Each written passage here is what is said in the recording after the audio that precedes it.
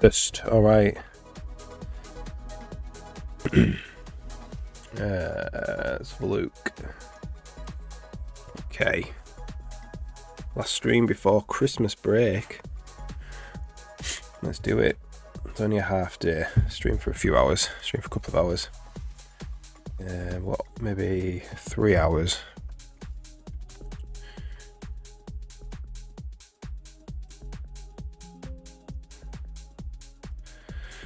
Right, so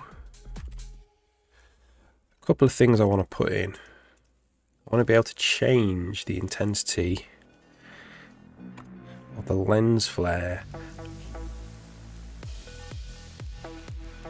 and the glow on the button using tweakers. So it'll be in the button tweaks. So we want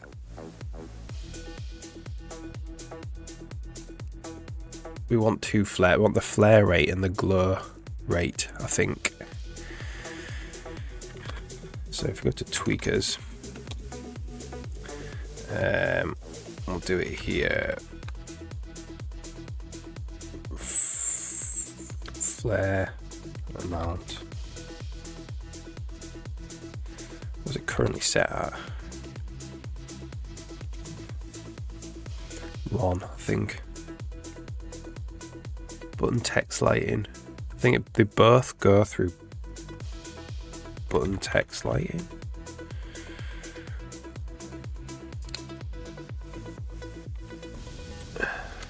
Menu, button text. And I think it's in post-process.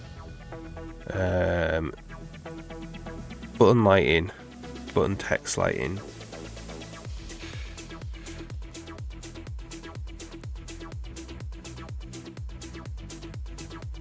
I think it's in button text lighting. How does this work?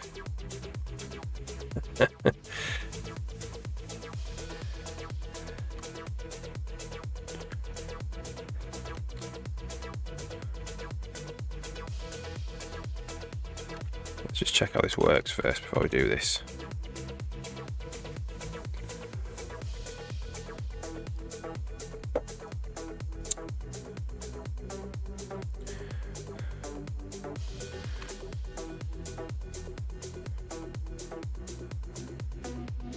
So we're applying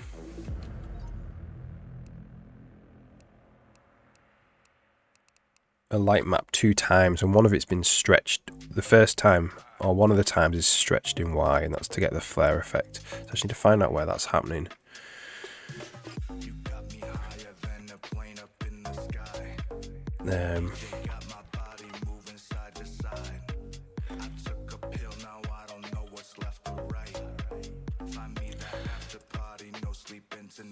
This is where we're making the map, so it's not here. Post-process. Oh yeah, so here and then here we're drawing 2 times. So we need a flare amount and a glow amount. I think that's what we want in tweakers. So the flare amount and the glow amount.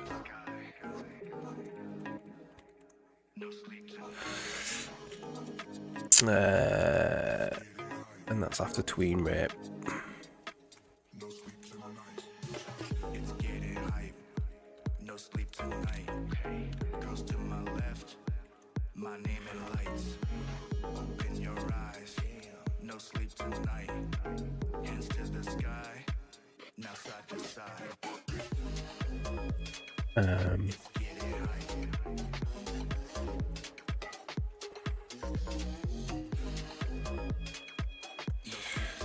Well, this is flare amount.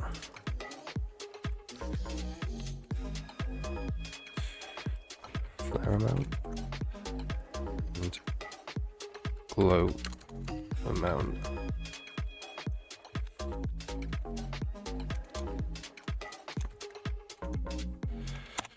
Okay. And then in the material. We want that here. We want flare amount, glow amount.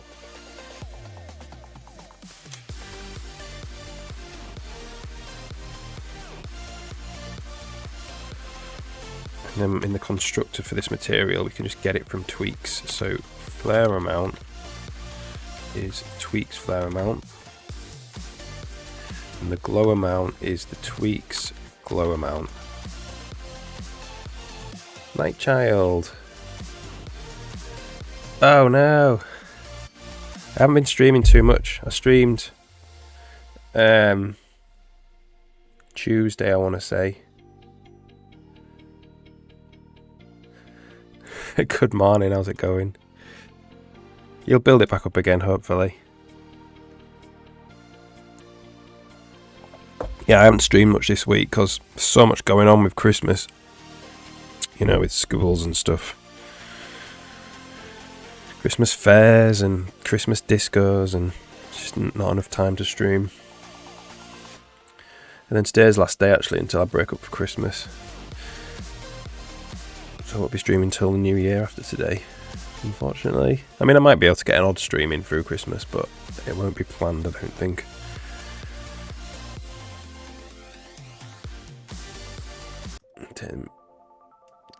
Change the song. It's too intense for a morning. Still working on UI. The goal is to have UI done by the end of February. That's the goal. Nothing particularly challenging to do, I don't think.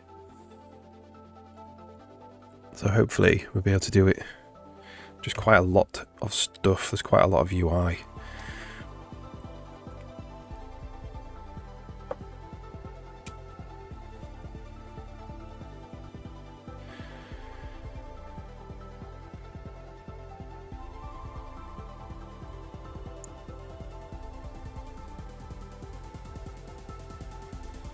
Nightchild, how's your PS1 game jam going? Is it going okay?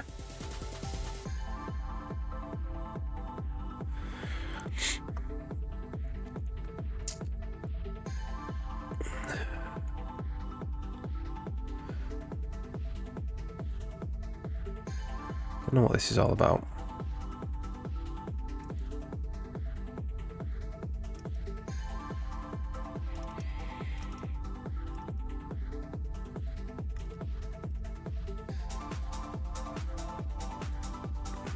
I might spend Christmas upgrading to Visual Studio 2026. Little Christmas treat. See how that goes. All into a rabbit, alright. Yeah, nice.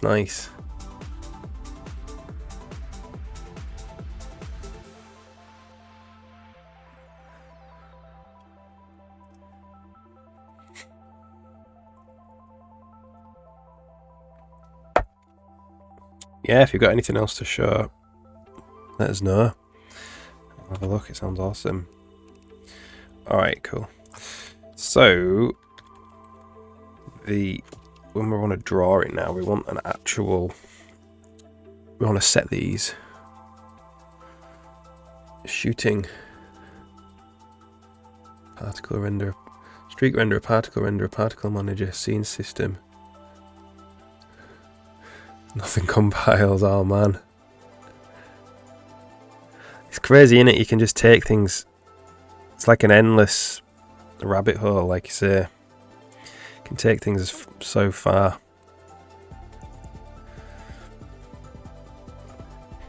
I could probably work on this UI system for like a year if I wanted to. Crazy, innit? Okay, so we need some. We need to set this.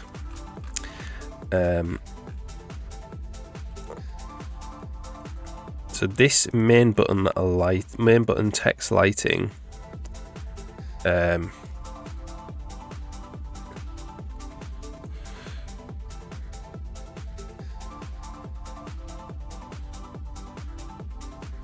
it's somewhere here. So it's this value we want to set. Yeah, no problems. Oh, cheers. UI coding is a nightmare. Yeah. Not particularly what I'm working on right now, which is good. The back end of UI systems is a pain, yeah. This is just graphics programming, really, so it's a bit simpler. So I don't mind it so much. But yeah, hopefully I won't be coding a new UI backend for many years after now. Okay, so we need a buffer. We need some root constants.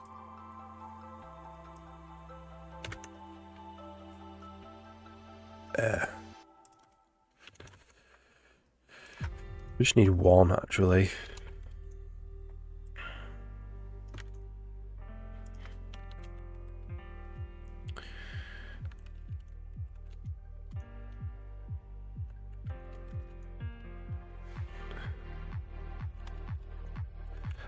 Yeah, I'm like you. I don't particularly like coding UI, but it brings so much to the game, having good UI, that it's worth the pain. This is the wrong place. This is the wrong place. That's why I'm doing that. There. Where do I want to do this? Light. Gather. No, it's not the wrong place. It's the right place. No, maybe it is. Where did I put it? Yeah. Lighting. I want it here.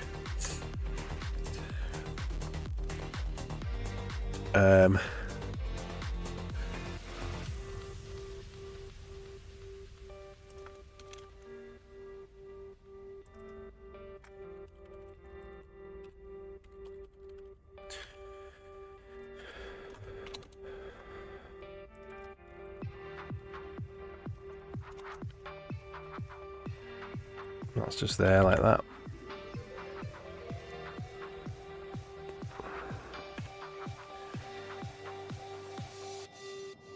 So does it need to be fully bound? If we don't use it here, we'll see.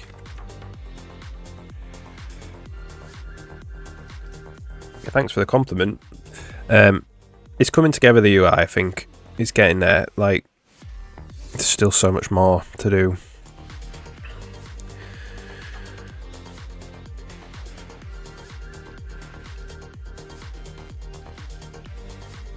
Now we've got like a render pathway kind of in the engine for it. It shouldn't take as long as the main menu. I think the main menu's taken about 2.5 weeks, I think. But that's also building in like passing materials into the renderer for it, post-processing, front-end post-processing, putting in 3D projection, which wasn't actually in the engine. So all that stuff's in now.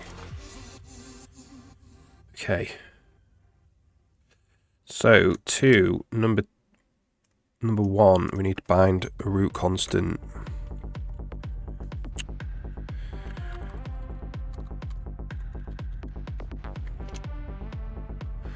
Here. So what I think I'm going to do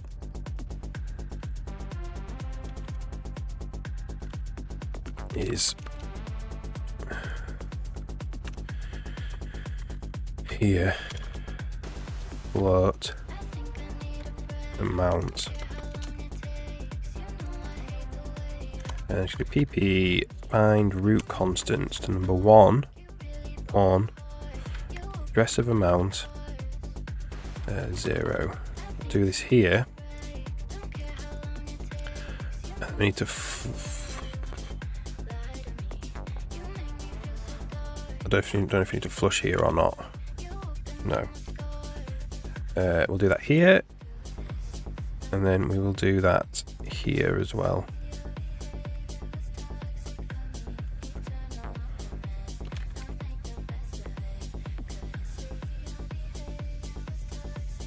we're not doing a reset in between.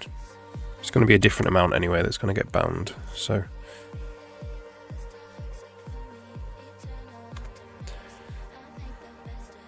if this worked, it'll look exactly the same. Oh yeah, it does.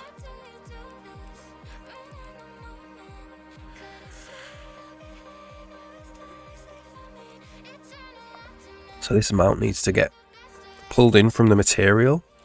And I've just been storing it directly in the canvas at the moment. This is the hot button index. Hot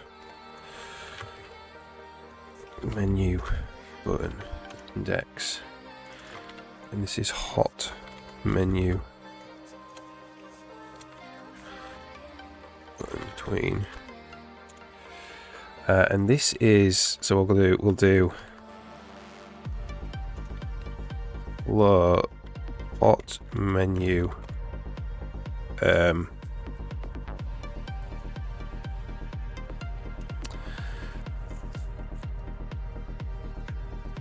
hot menu button blur amount. Hot menu button glow amount.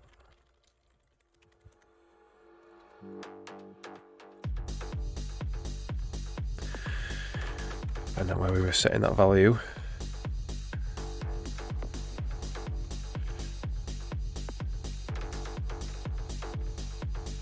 Here. So this is hot menu flare amount. I think it's the flare we're doing first. And then this one is hot menu glow amount. And then what's the problem here? Oh, just changed the blooming wrong thing. Let's just run that and just check that it's still working.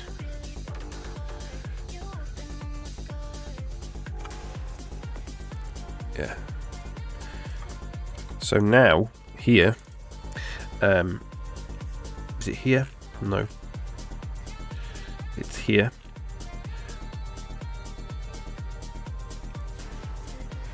We will go hot menu flare amount is equal to the button material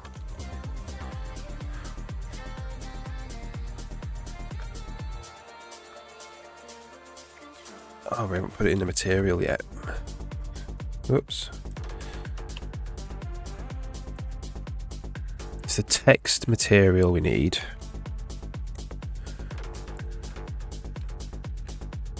So it's not here.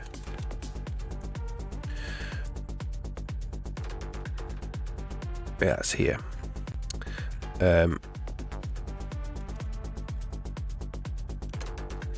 Hot menu flare amount is the text material flare amount. Hot menu glow amount is the text material glow amount. Right.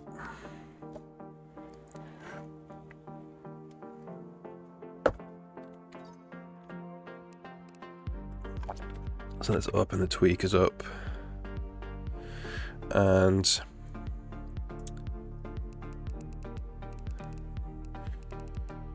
what might be easier for me to test, I'll just check this actually works. Put this down to like half.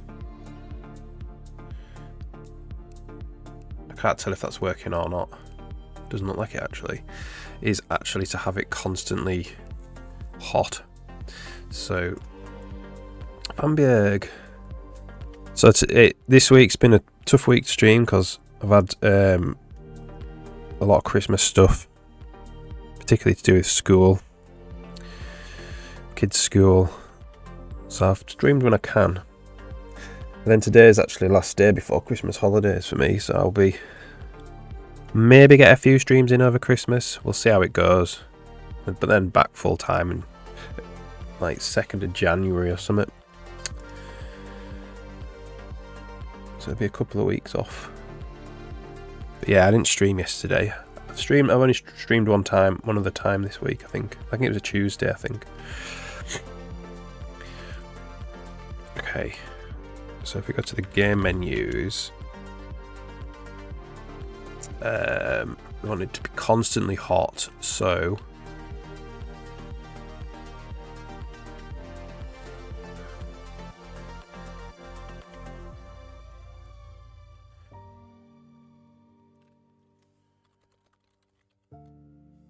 is that the right way we want to do that?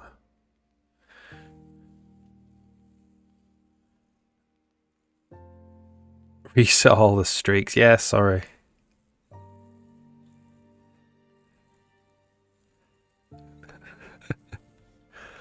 Got the entire January off. Absolutely awesome. Yeah, well, I'll be streaming quite a lot in January, hopefully. Alright, cool. Let's get that first button constantly. Yeah, it's crazy that I reset the streaks. I mean, I suppose... Yeah, if you miss it, you miss it, don't you, unfortunately. I need to keep more of a reliable schedule. Woot Dragon. Spartacus. I've just watched all of Spartacus. The, you know, the TV show. Just finished that. Pretty good. Ship on decompiled reach record levels of stability. Yeah. Don't need anything, Siri, thank you. One of the functions I was struggling with to get incorrect for a long time. Ah, yeah, cool. How's the engine going? Alright. Working on kind of off the main menu, the pause menu. I'm just putting in some tweakable values for the amount of glow there is, so I can turn it down or turn it up. And then getting onto the sub menu. I've called it in the engine, even though this is really not, I've called this the sub menu. But you know, the bit that you do the stuff in. That's blinding, isn't it? It's set to maximum at the moment. So I'm going to put these tweakable values in and then we can just change it down. Right now it works fine. Feels like magic. Yeah, that's it. You need to try and get it so you understand it, so it's not magic, I suppose. But yeah, it'll come. Brute force debugging. My eyes, yeah. Yeah, it's super bright in it.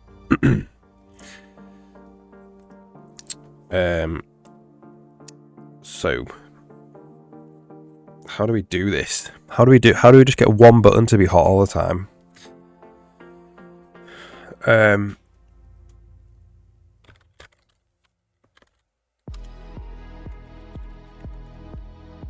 Draw button text.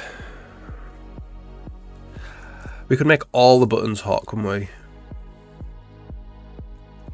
Could just say, so a bit of temporary code, the state is equal to hot here.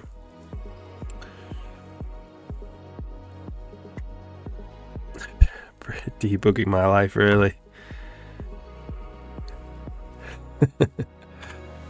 Well, that hasn't worked. I've just broken it. Can't have more than one hot button by the looks of it. Okay, we'll go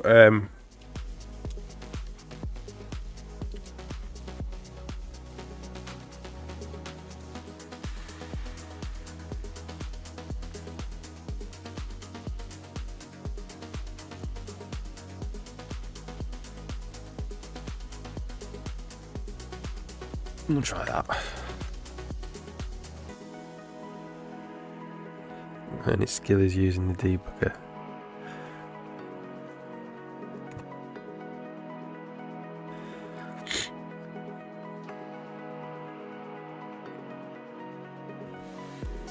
There we go. Look at that. No glow though.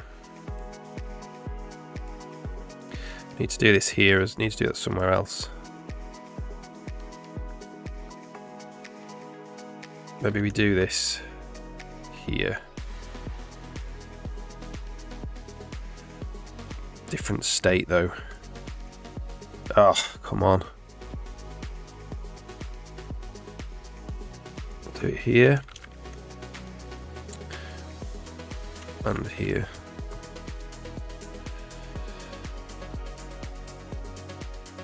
It is a very valuable skill. That is true. Still not working. What am I doing wrong? What am I doing wrong?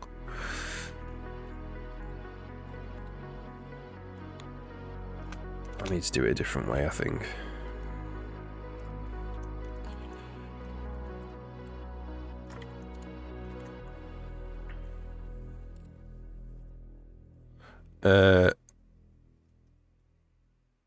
We could. Oh, it's const.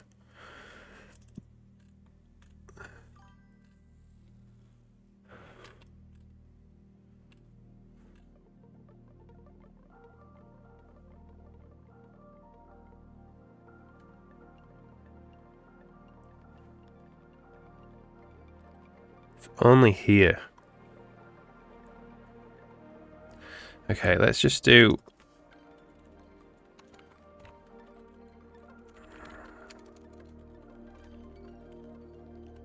This.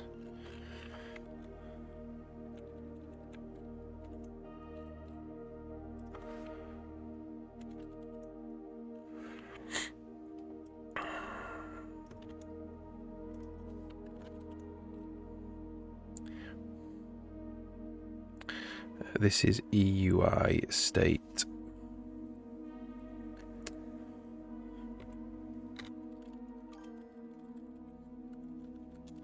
Normal. Temp state.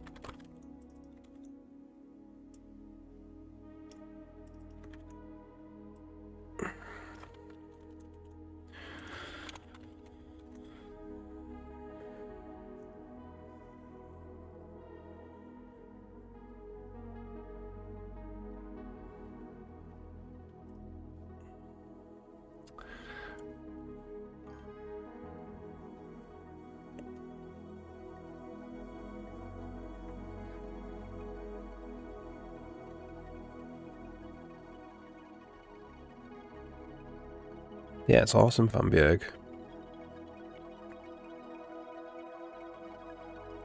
Size of something versus the size of something. The actual size of something. Yeah, like the count. What do you mean?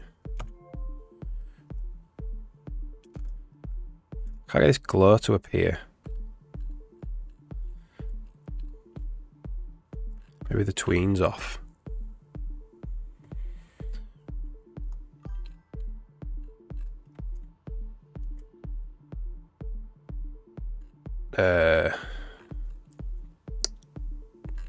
What would it be? 1, I assume. Reserve for every container. Yeah. Yeah. If you can do it, do it. Do the reserve. Haven't even begun to optimize. Oh yeah. Neither have I. There we go, we got it. We haven't got that one, but that's different anyway. Okay.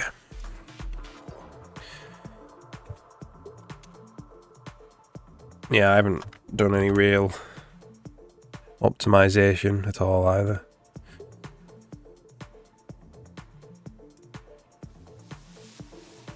That's not working. No, it is working. It's just the wrong way around. The flare and the glow is the wrong way around. Whoa.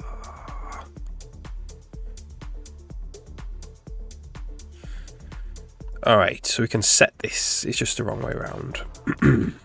It's the wrong way around in the draw. the post-process bit. So this is actually hot menu flare, and this is hot menu glow. It's not a bug, it's a feature. Yeah, the code path is working. Just sent the wrong root constant to the wrong draw call. Even a little byte matters. Every little byte matters. Every microsecond.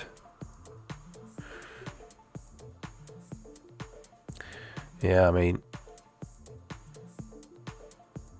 my goal is just to keep this at 60 in debug. That's the goal. So if it's not at 60, I'll end up doing something to get it back up to 60.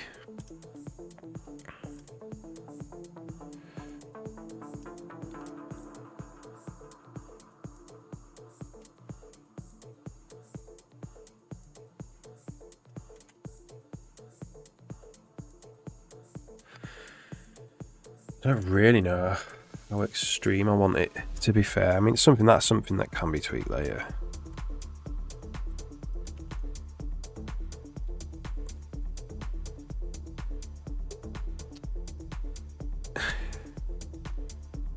You need to know what every line is doing. If you can know what every line is doing as well. That's very hard to know what every line is doing. But yeah, it is handy.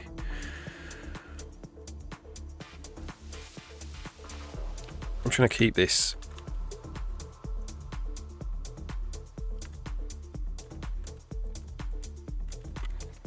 What am I going to do? I'll put that. Let's just do this here. It's fine.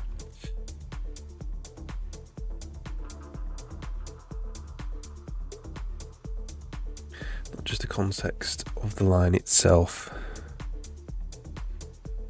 Yeah. I think you need to know. You need to be able to quickly understand what is happening. It's very hard.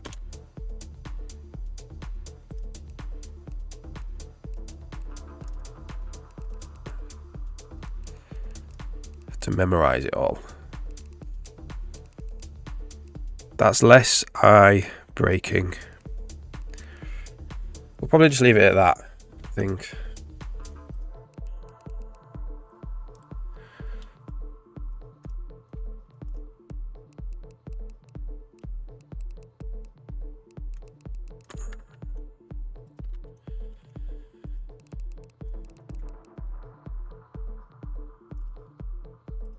So I think what I'm going to do. How expensive reserve can be. Yeah. Yeah, that's it. You need to. It's good if you know you're going to use the whole thing. It's a subtle thing, isn't it, really?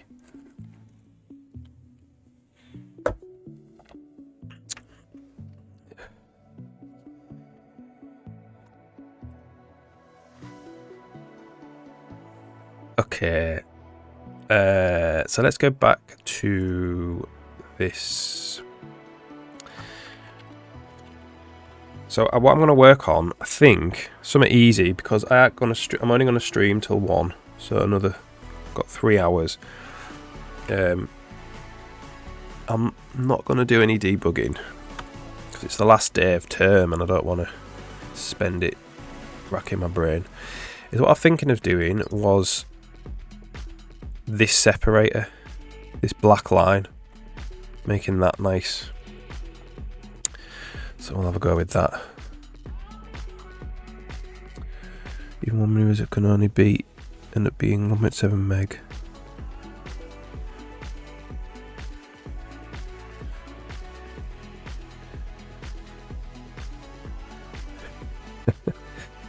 I'll let you debate that one. So there are some bugs as well in this button lighting I've noticed. Sometimes the lights don't turn off on the sub menu. It's not that they don't turn off, they just shouldn't be rendered. They've been rendered in the right place, but they just shouldn't be rendered. I think what's going on. Man, the wind is so strong, it's opening my door. Very windy today. But yeah, I'm thinking I want to get off buttons for a sec. Because I think also I might want a different type of button for submenus that isn't so insane. It's okay for the pause menu. So we might do a second type of button, but not yet. I think I'm just going to work on this line. An effect for this line. Which is probably just going to be a nice subtle glow kind of travelling down the line.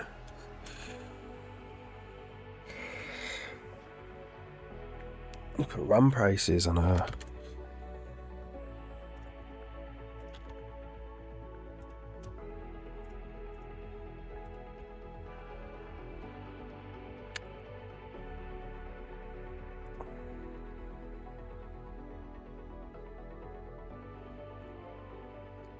So I think to make this, so there's an ad break on.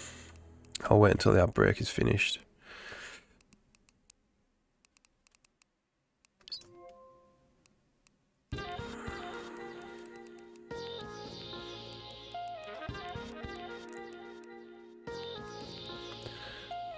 Just had an ad break, yeah. I've changed it. So you have to let me know. Like, I've changed it to the ad breaks are longer, but they happen less frequently. So there's not an ad break now for about an hour, but the 3 minutes instead of 1.5 minutes. I don't really know what's better, to be honest. Before they were 1.5 minutes every half an hour. I felt like they were too frequent before.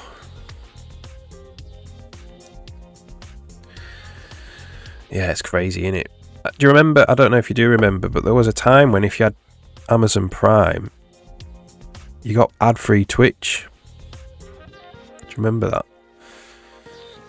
And that's not a thing anymore. Well, that was great. But now I just don't have. I don't have ad-free Twitch, and I don't have Amazon Prime either now. So what I was saying was, I'm just gonna work on this line today. The separator, because it's just a black line, and we'll just make that not a black line but something nicer.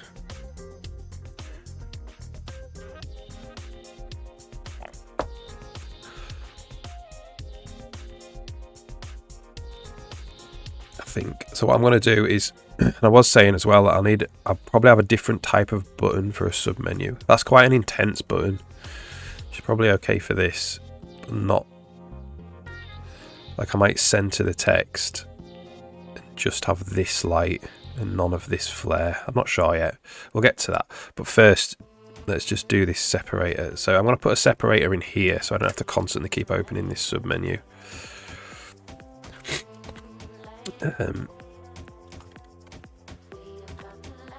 So game menus, pause menu, tick, draw widgets. So I'm just going to put a separator here. Draw separator. So there's two types of separator in the UI widgets. There's the line, and then there's a separator that draws some text and makes a so that's that separator now that I've just put in there. There is this one that draws a line and actually makes a region, but we'll do the line one first. And I'm not sure about the drop, if the drop down region one will be actually supported in the game. I'm not sure. I think that might be a little bit. Well, some games do have them, don't they? Don't know. So So let's just find in the code where this, what's happening in the code for this.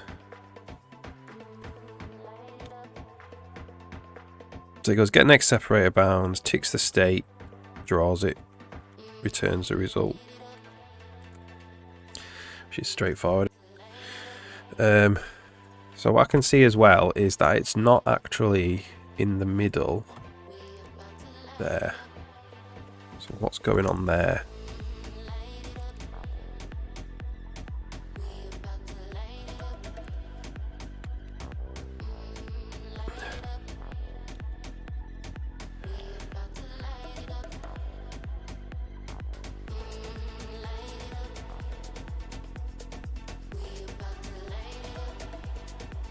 Putting a separator margin on the top, on the bottom. Bit Wielder, how's it going? Hope you're alright today. She's 2 pixels.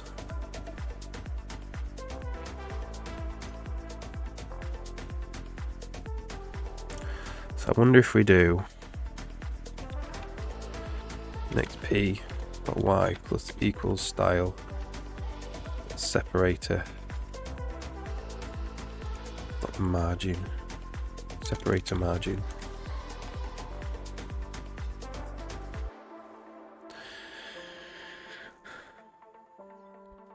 Yeah, I'm doing alright. Got a bit of cold, unfortunately. But I think everyone in the entire planet, or in the entire northern hemisphere, has got it. By the sounds of it, it's pretty bad. Yeah, that's that bug there where it's continuing to draw the light. In fact, that seems broken. That is broken.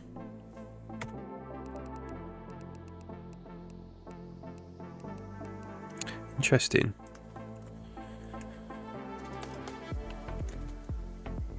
Yeah, recovering, yeah. Well, I got like quite bad flu like about 3 weeks ago.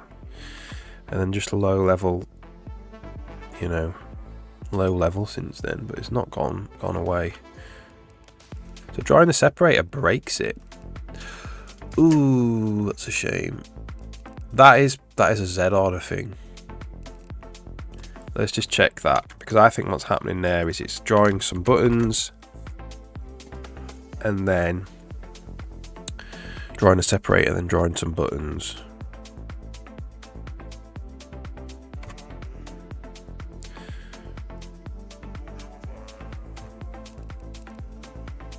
Let's picks that. Not only from cold, yeah.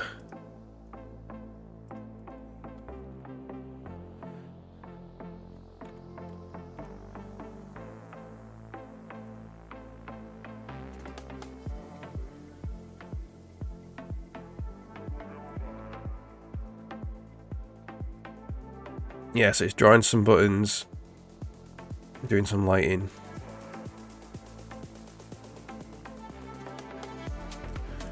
Drawing some more buttons. So, how do we want to do this then?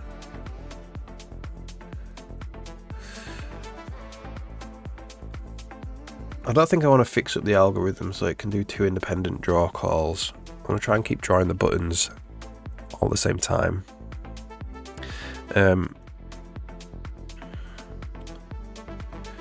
It's to do with, so draw separator draws it in the quad Z. Draw button draws it in the background. Okay, so this needs to go to the background layer.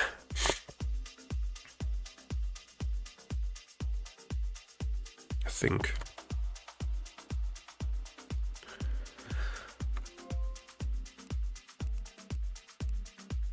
No.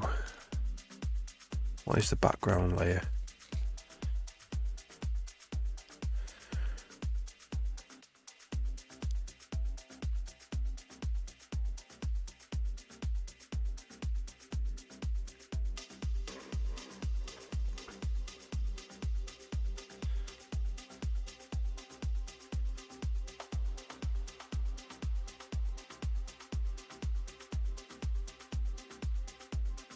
separator goes onto the quad layer.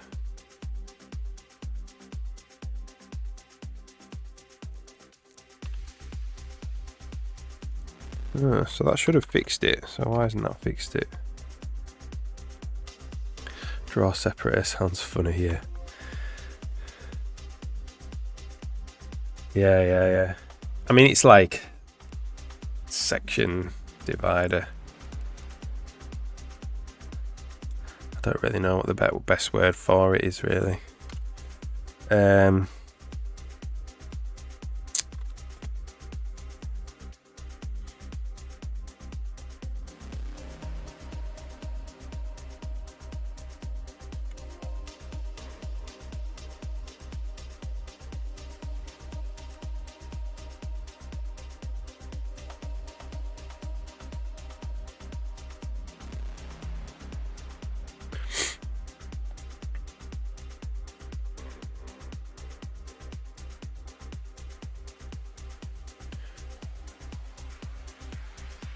All right, yeah. yeah.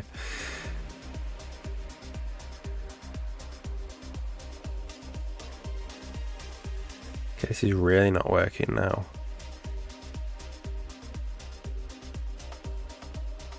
Oh no, yeah, I know the problem. This little quad, the draw button, background, is it? Needs to be on a different layer.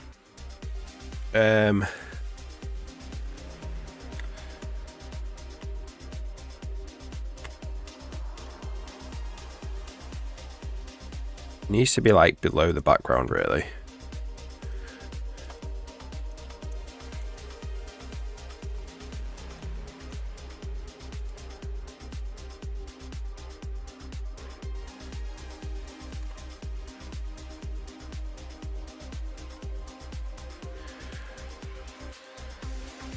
Alright, there we go. So it's still not quite, by the looks of it, in the middle.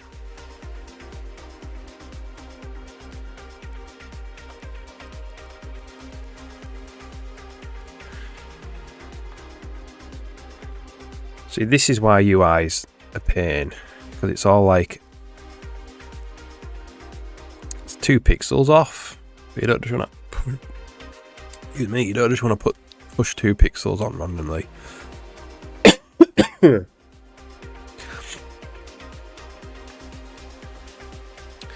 Pitfall referring to with heap fragmentation in the long running process. Yeah.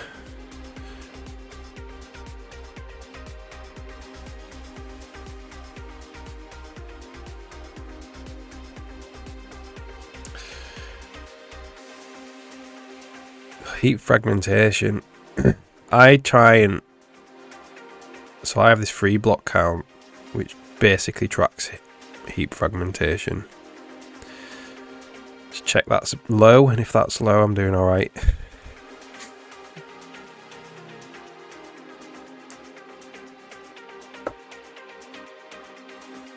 Arena allocator, yeah. That's a really good way to avoid heap fragmentation. Yeah.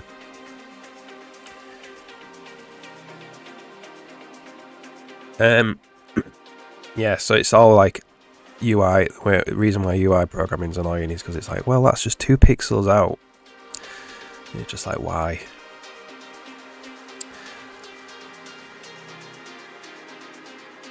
So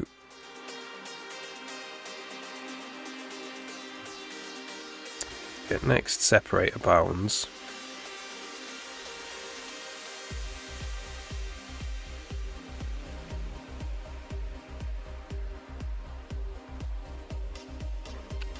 So let's just draw the actual separator bounds.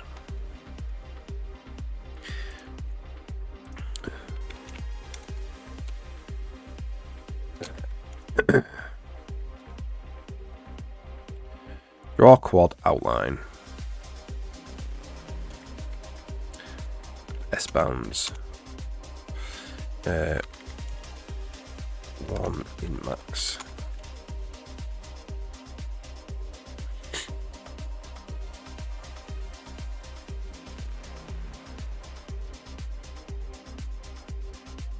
Need the actual outline.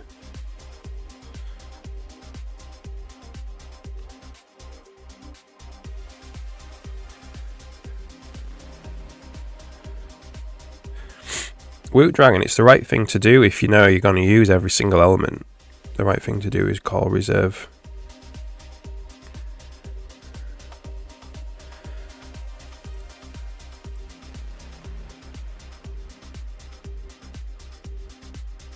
How do I do this? What is the actual call for this? Seg count. Oh, no. Raw quad outline.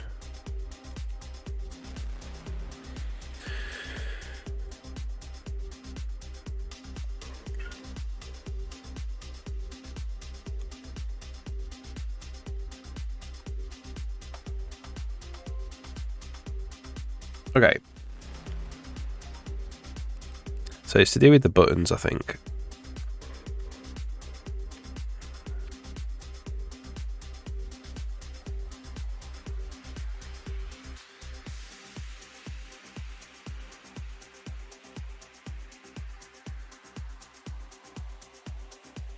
So that looks like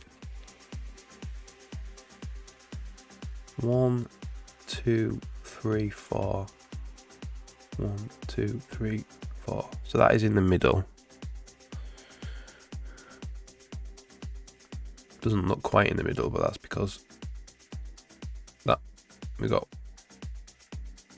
1, 2, 3. It's been drawn fourth. 1, 2, 3, 4. It is in the middle.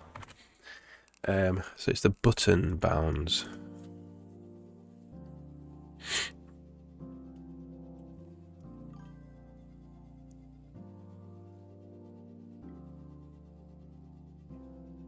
It's the wasted RAM. It's the finding the massive. Depends how many you want to reserve, of course. The massive amount of free heap space as well. It could take a long time. But it depends how tightly you are constrained. You know, the big block of contiguous memory, finding it from in the heap somewhere. But there's a lot of factors.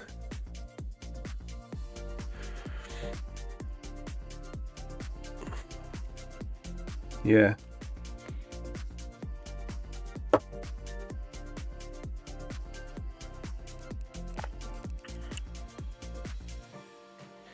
Yeah, context. You know, if you know at the end of the day you do need something that big, just reserve it, yeah.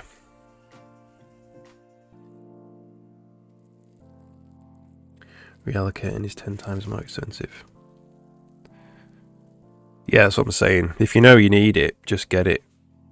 If you don't know you need it, it might be better to reserve a smaller amount or just let it grow normally.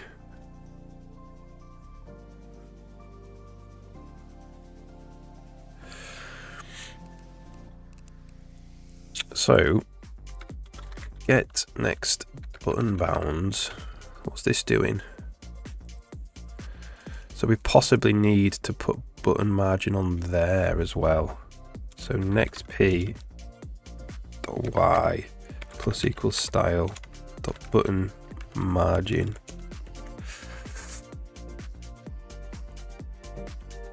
And then we're doing 2 button paddings, which is correct. And then we're doing plus equals result height plus another button margin. I think that is correct. And we're kind of doing this random inflate here. Let's just take that away.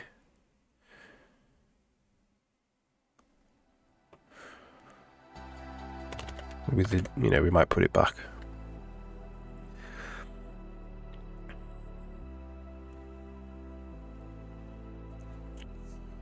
Just do 1 Smaller transformations. I don't need to worry about it. Yeah.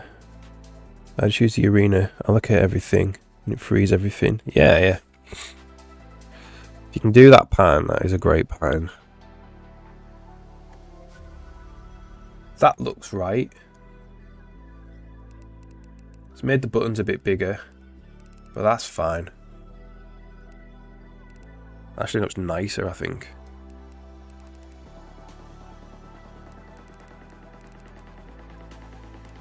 That looks in the middle to me.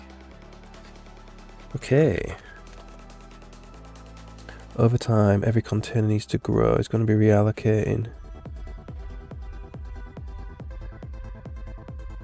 So what you tend to do if you're going to be reallocating over and over again is you allocate exponentially amount more memory. So you're not doubling every time. No, you are doubling every time. You're not plussing a certain amount. I don't exactly know what STL does. It's probably like it's times 2 or something, or maybe times 1.5. I'm not really sure. And the idea behind that is it limits the amount of reallocating you have to do. And it does work. If you write 2 variable arrays, one that just say pluses 100 elements every time, and another one that multiplies by 2. The one that multiplied by 2 is much faster over time. Remember, it's times 2. Yeah, I'm not sure what it is, but yeah, it probably is. Mine is times 2.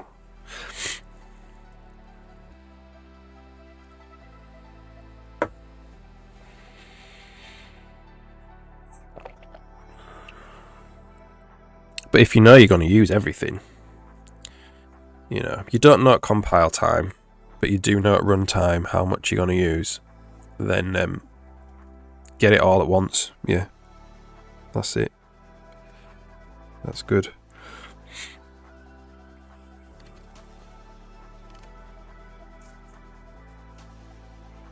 Some games take it to the extreme, and they know how much memory they're going to use for the entire app, and they get all that at once. Some games do that.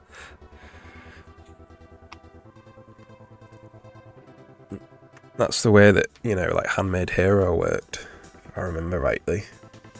It just gets a gigabyte of memory and then uses arenas everywhere.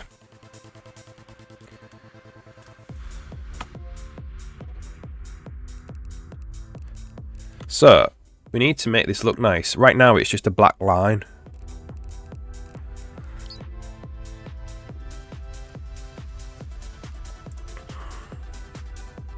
So, yeah, that is a big bite, yeah. Back then it was because, well, I don't really know actually how much RAM was common when that was being made. It probably was like 16 gig of RAM. It's quite old now, isn't it? Handmade Hero, it's over 10 years old. Okay. How do I want to do this then?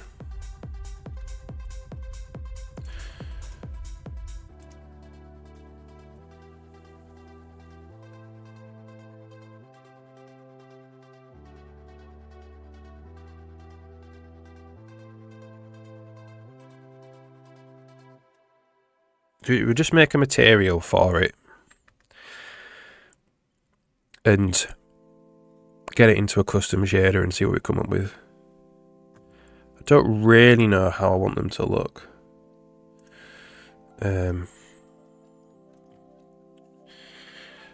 UI separator widgets.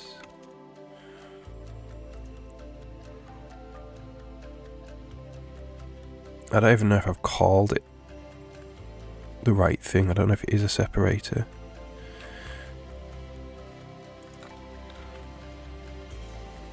There we go. So it's very fantasy. This is sci-fi style ones.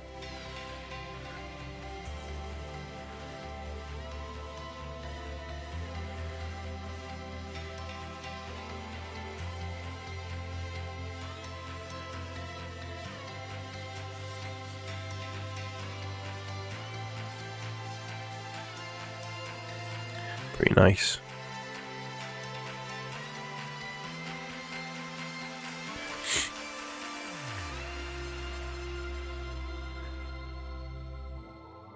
Containers properly. Yeah. That's it, yeah. Ali, how's it going? Technically, you're not opening my app. Okay. Yeah, let us know what you mean.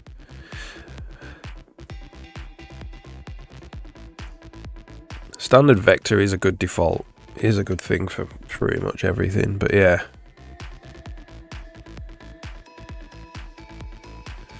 If you don't know it at compile time, just use standard array.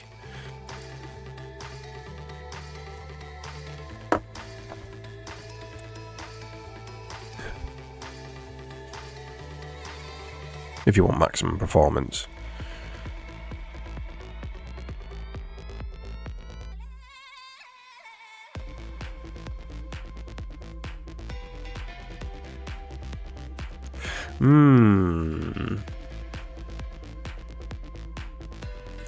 Yeah, I wasn't thinking stuff like this really.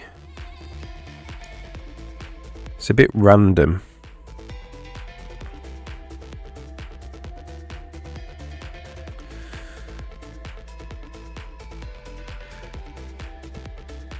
Come on, I don't really want any of this stuff.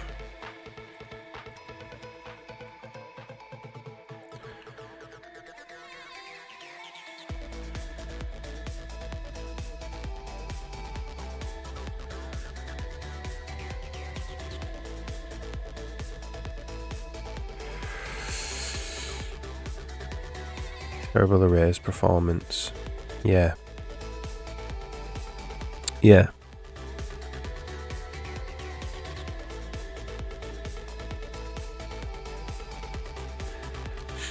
if you can get away with not deleting stuff.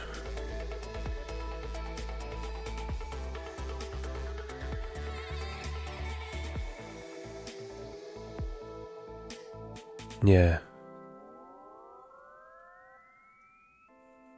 Onto the index table. Yeah.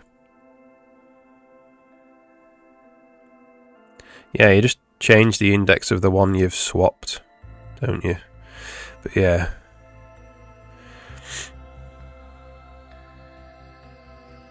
Yeah. That's it. I mean, you need to think about... It's good to have a good understanding of all this stuff before you design something, and then you can pick the right thing. Yeah.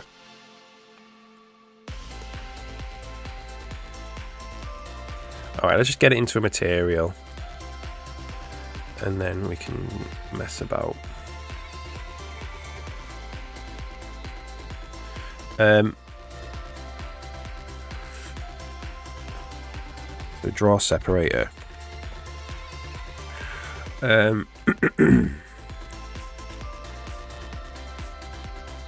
Don't need that anymore, really.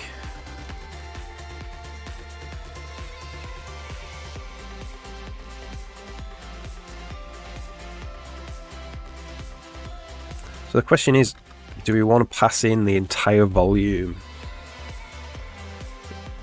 or just a line? I think we do want to pass in the entire volume, the entire bounds of the separator into the material. And then we can, in the shader, make it smaller.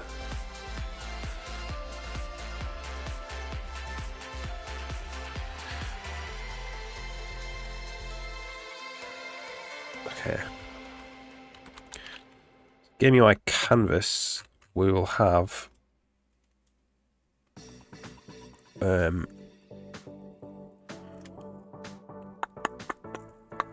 draw menu. What do we want to call this?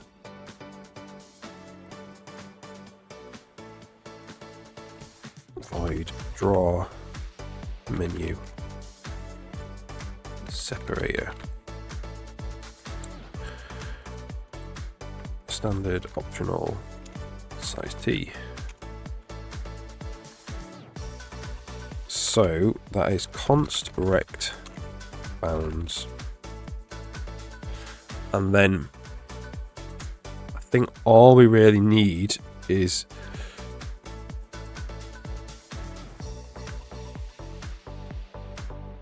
game menu, separator material, which you don't have. S32 Z.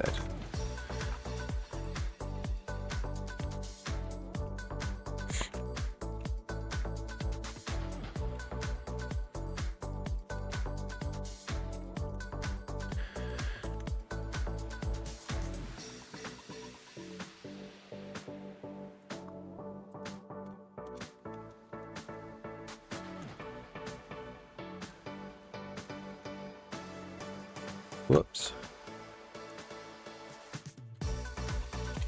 Which is literally just a quad. So it's auto index draw quad bounds material.color C. So we need a color in here.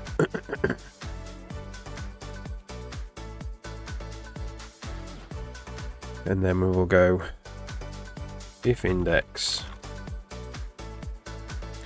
turn index.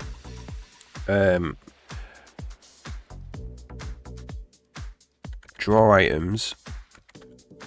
So what we're doing here is like hijacking the material of the quad to turn it into a different material.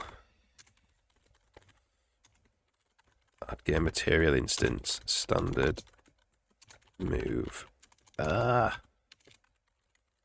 material,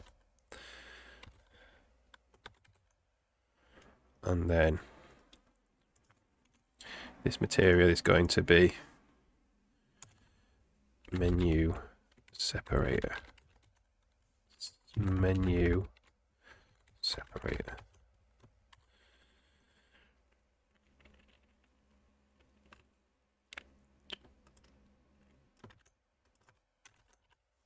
Material equals eMaterial type menu separator. If you have some Christmas jazz.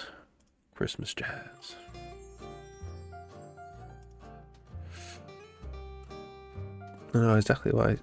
I know why standard vector is amazing. I would love to have a new C++ that beats vector in every way someday. Yeah.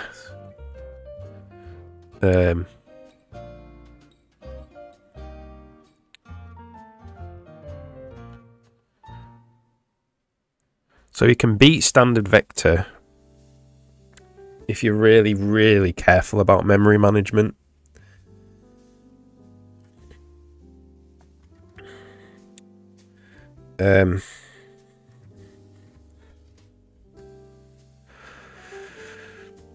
These days it probably wouldn't actually. Standard vector would know what you were trying to do with your memory. But if you can if you can get everything to have like weak ownership of memory, so everything's just a pointer really, inside the structures, pointer or just data, and there's no constructors, there's no copy or move semantics or anything like that. But standard vector probably will know that these days.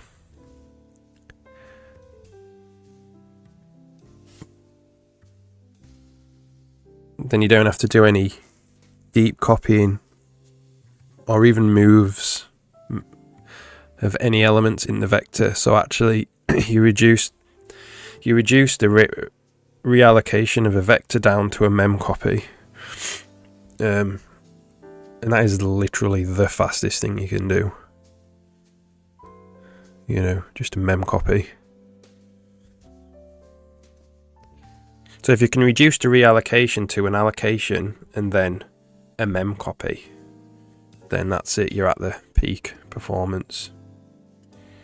Have you looked at the DQ? Not really. Not really.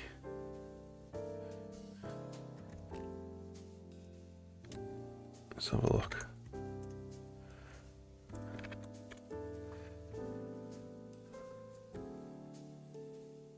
Double-ended Q. Yeah.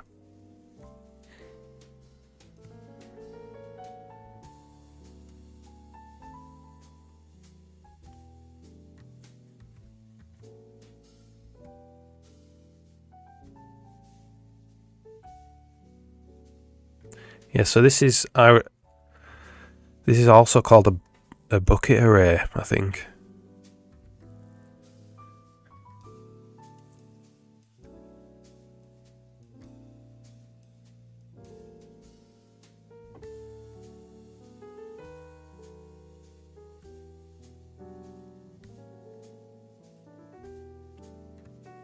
Or a memory arena. You could, it's also very similar to a memory arena.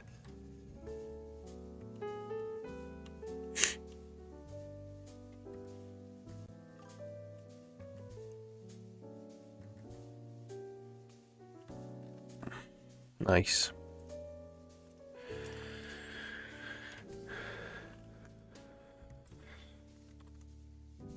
So I have a data structure which is called a pool allocator, which works quite like that actually.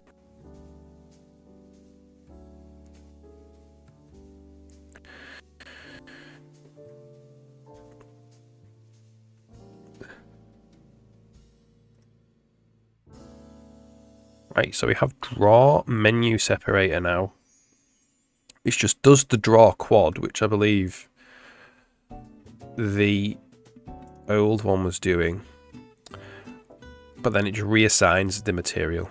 So we're going to go canvas draw menu separator bounds game menu separator material color. We'll just make it black for now. Z order get Z easy layer quad.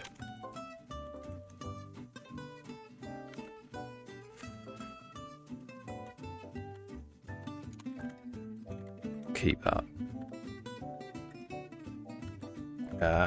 What's going on? Keep that just in case. We'll delete it when it's done.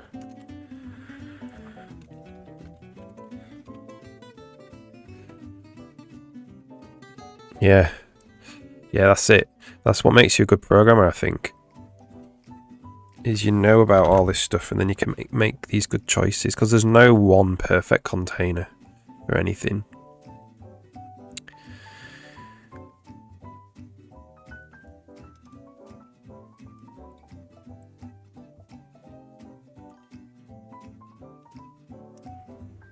This is a right-hand side. This is a right-hand side.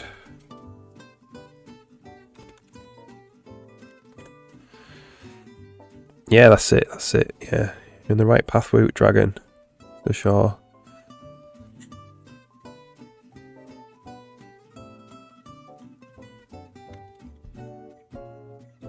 You want to have a go at writing some of these containers, I think. Try and write a variably sized array, so you can have a good idea. That at least helps me understand how it works.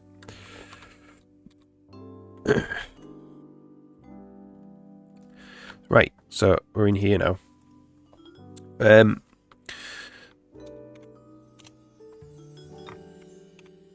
So let's have a look at the menu button text for reference, because we need to put in some stuff now. So we need draw H result draw menu separator. All these.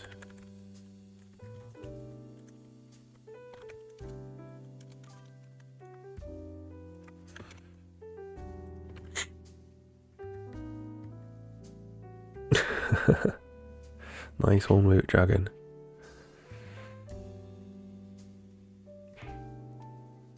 Oh yeah, you definitely want to be able to see it. Draw quad. Draw. I think it's just called draw RGB. Triangle batch, I believe. So what are we actually? When we say draw quad, what are we doing? Yeah, RGB triangle batch. So we'll just copy this into here. So we'll use the same PSO and everything. And then in draw batch, we can say case E material type menu separator, draw menu separator, list mesh batch. Right, so let's just check this still works. We're going to get a big, thick black line, I think. But it should still draw something. Yeah, there we go. So this is the place where we're going to draw the separator. We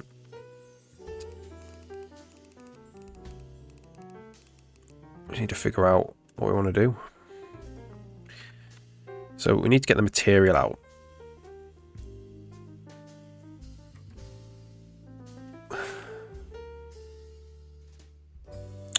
Do we need the colour? Because... no, we do need the colour. So what we'll do is we'll go back to tweakers. We'll just say separator colour.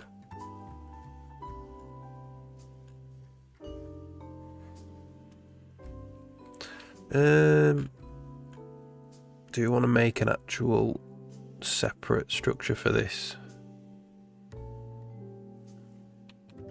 Yeah, probably.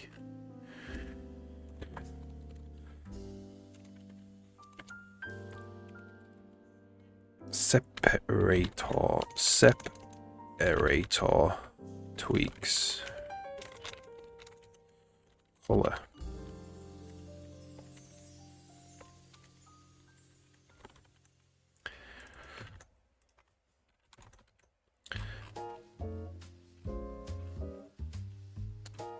It's trivially, so we'll just copy these two here, these two structures here.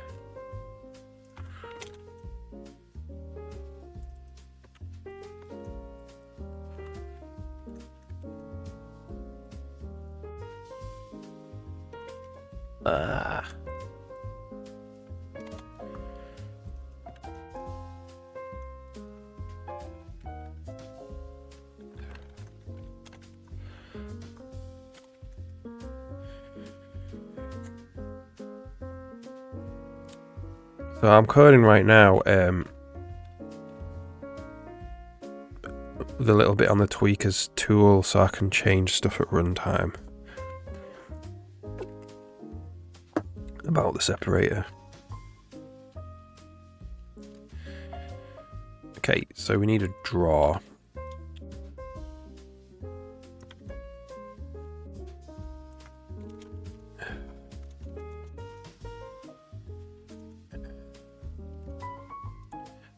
And it's just a colour.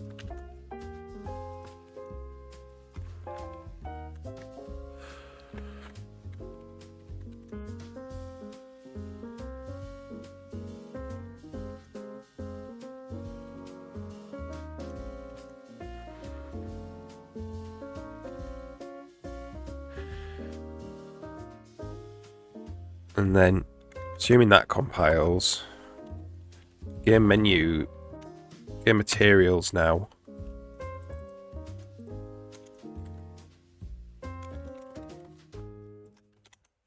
And we make one. We can just do auto tweaks. Get tweaks for the separated. And we can just say color is equal to tweaks. Color, and then that color is passed into the shader.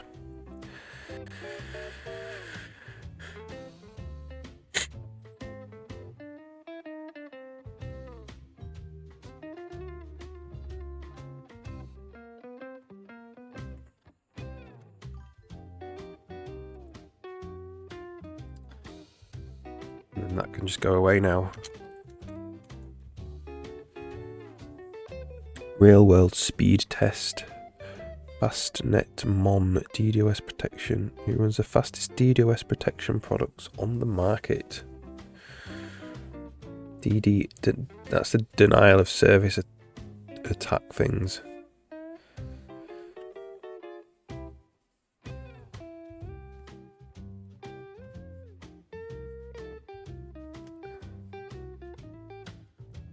Should boost 180.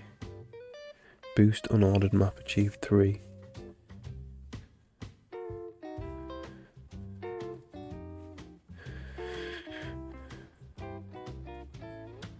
Well, that's the case of writing a specific container for a specific use case, and then saying it's better for a general than a general container for the general use case. So you can't really compare. I mean, yeah, they are comparing, but it's possibly not a fair comparison.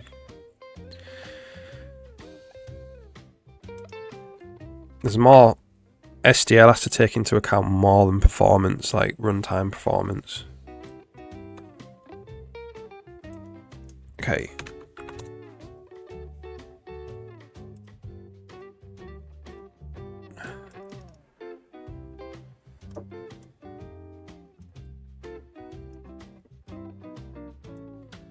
Let's just make it white for now.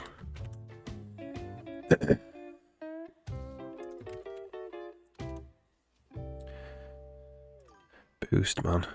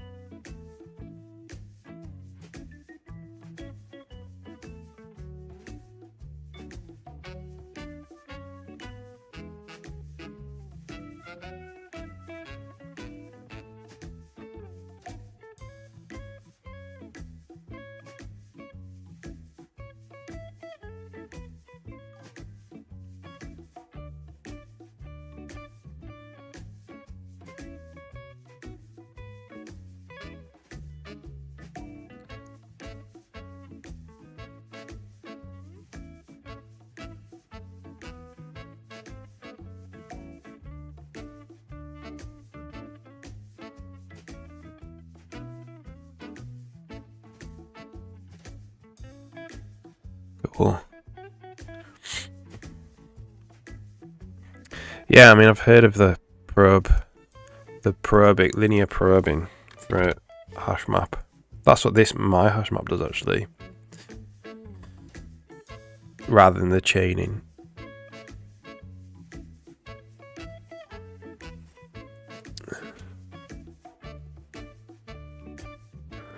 I want to be a content creator, but don't have the confidence every day. Some cringe channels with 1 million subs feel depressed. Stop. You kind of got. I don't know. Like, stop chasing the numbers and try and make something good quality. Thing is, I'm not I'm same as you. I don't have a big following or anything. But you know, I don't really do it for the numbers. Different goals, I suppose. I do it for the socialness. Ben with SimD. Yeah, I've not done. There's no SimD in this engine. I've written engines with SimD in though.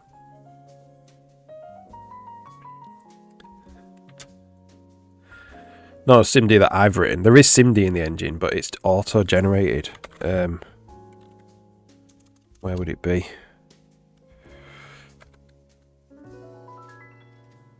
Here we go. Check out this file. Or the file that uses it.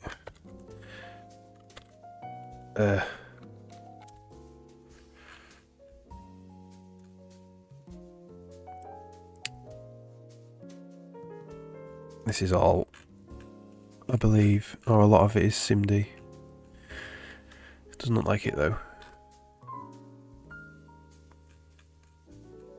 This is an auto-generated file though.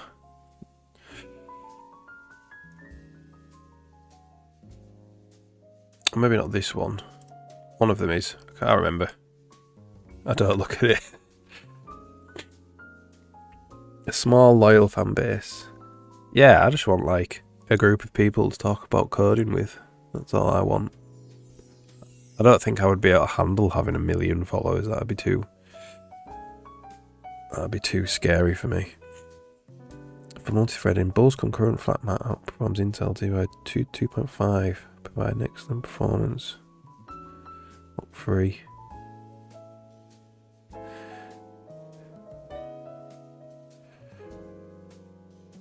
Nice one, Woot Dragon.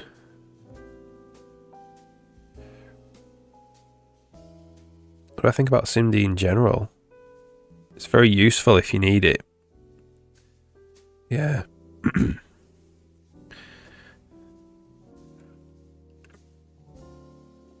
If you really need something fast, and the actual algorithms lend themselves to it, it's worth it.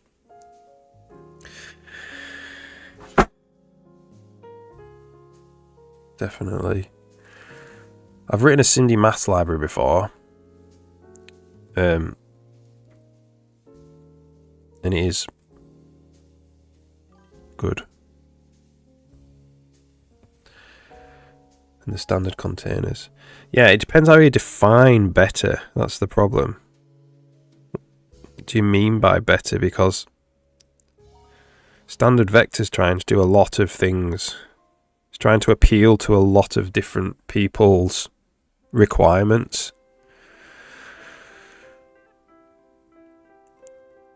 You know, it's easy to use. You want a library that's easy to use. Single header, easy to use. Which is really good, I think. Performance is good, mostly, for almost everything.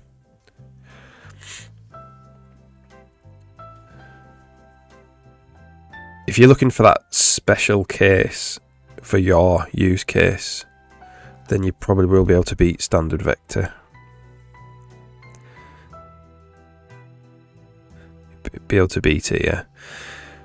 But for the general case, it's difficult. Faster operations, yeah. So for like clock speed, CPU tick speed, yeah. But that's not what it's trying to be. It's not trying to be the fastest thing on the planet. It's trying to balance a lot of things. It's trying to be a general use container, dynamic array, and trying to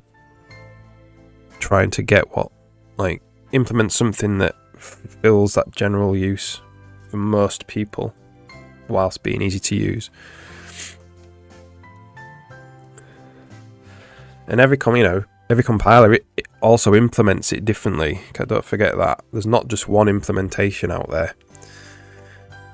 There's lots of implementations of it.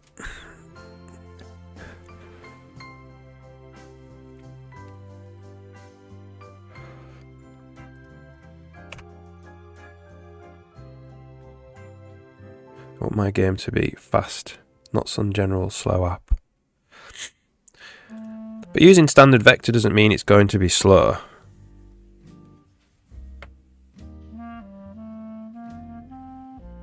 So you have to,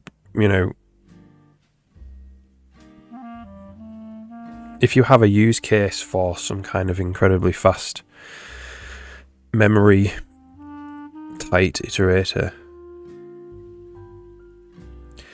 general rule is if it's made by Microsoft, it's going to be sloppier. That includes MSVC. I think actually standard vector for MSVC is pretty good. Personally, it's all open source. You can go and read it if you really want to. RAM time is important. Yeah, it is important. That's it. But I don't know if using standard vector or some very specialist container would change the frame rate that much for you. Depends what you're actually trying to draw or trying to do.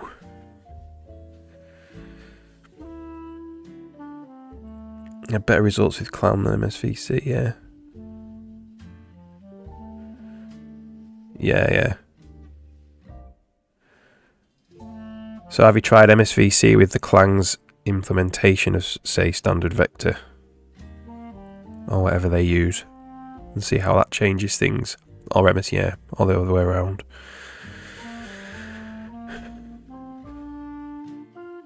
How much you use it and the way you use it, yeah. And what you could do is for 99% of the time, for ease of use standard vector, and then for this little edge case that you need to be incredibly fast, write something custom for that.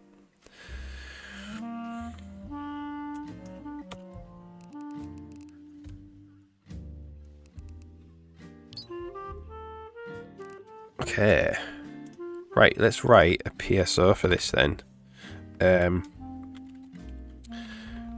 So we want RGB position.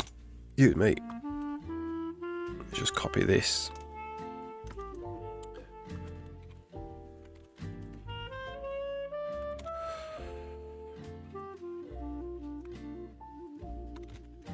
So this is root sig separator.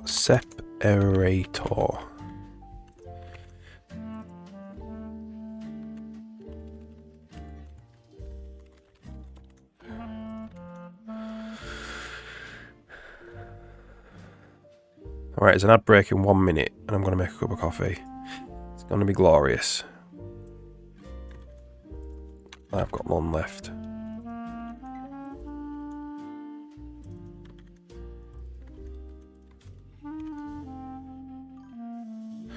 Okay. Not PSO, pipeline.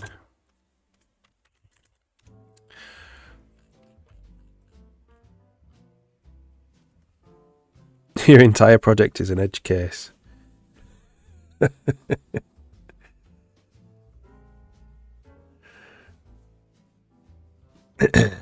Even A equals B. If A and B are very complicated objects, yeah, that could be crazy. A equals B. Okay, there's an advert starting, so I'm going to make a cup of coffee and we're back in a couple of minutes.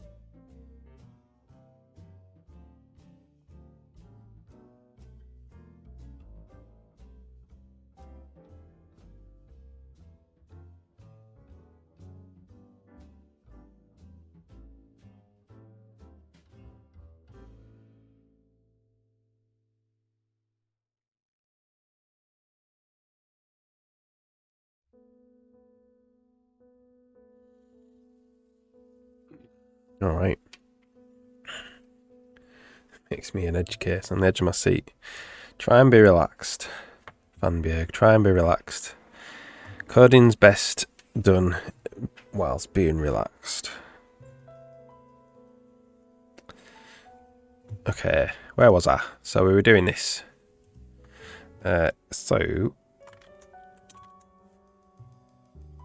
This will be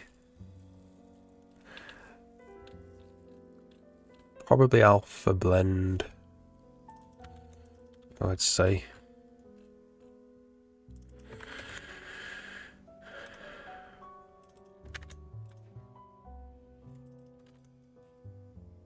See, I really like coding because it's chill. It's like super chill.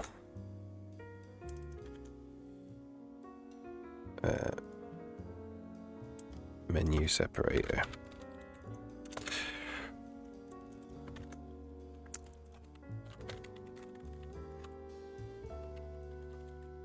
Draw menu separator. Okay, let's see then. See if this works.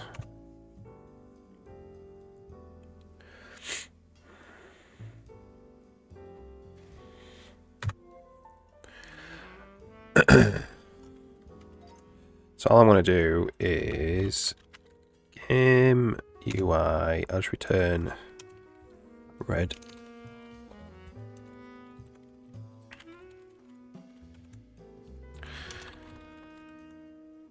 Sweet. So the question is, what do we want to do? What do we want to do? How do we want it to look?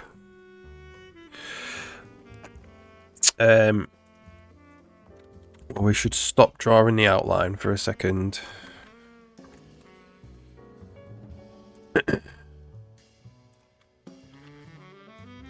Game UI renderer, draw separator. What we're doing here.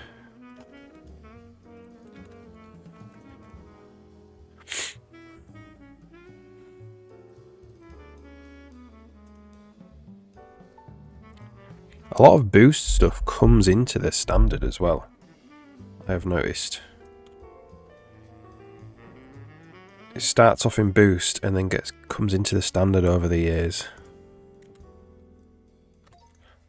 So we don't have texture coordinates, which we do need to do any effect really. You need texture coordinates. So that's something we need to put in. So this is going to have to change a little bit differently. To something a little bit different. So we need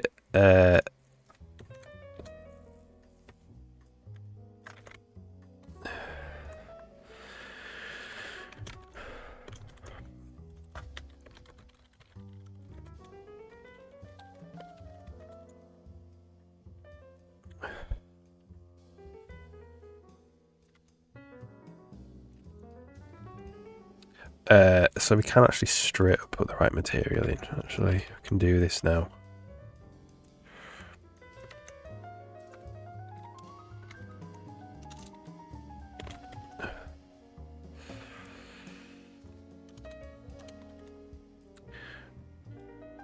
Just return that.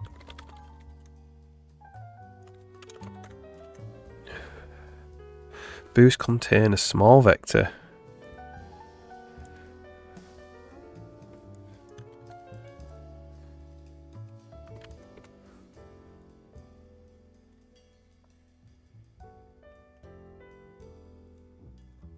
Contains few elements.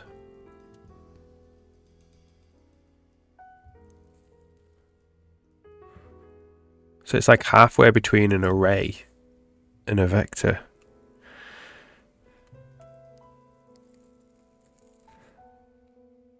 Is it?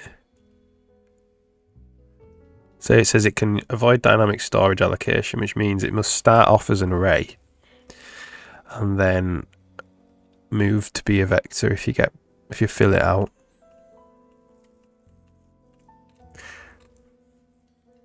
Cool. That's the way that standard function used to work. May still work, I haven't looked at it for a while. Didn't always do a malloc standard function.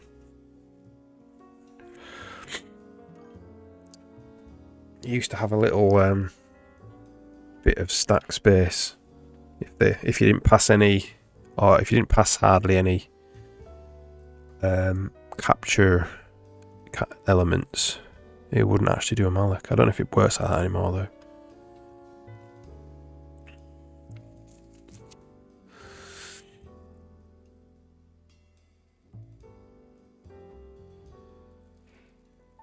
Yeah, cool work, Dragon. Yeah.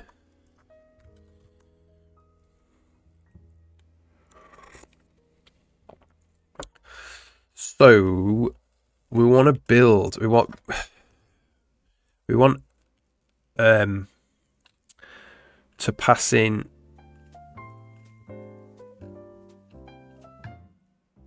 like RGB. There's no text. Is there a texture? There's no texture.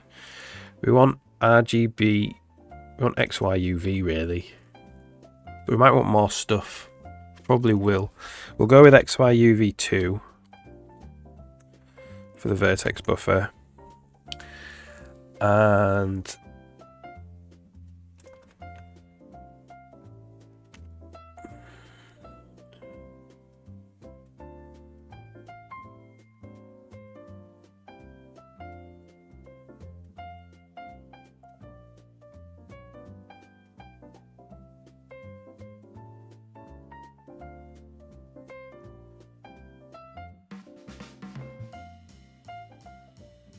do I actually have a build quad for that?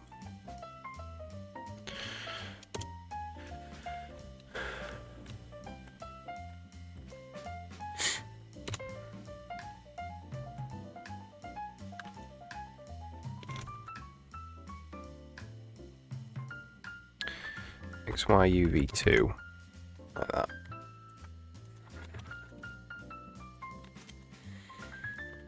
So build quad for XY for RGB XY is just this. It's almost this.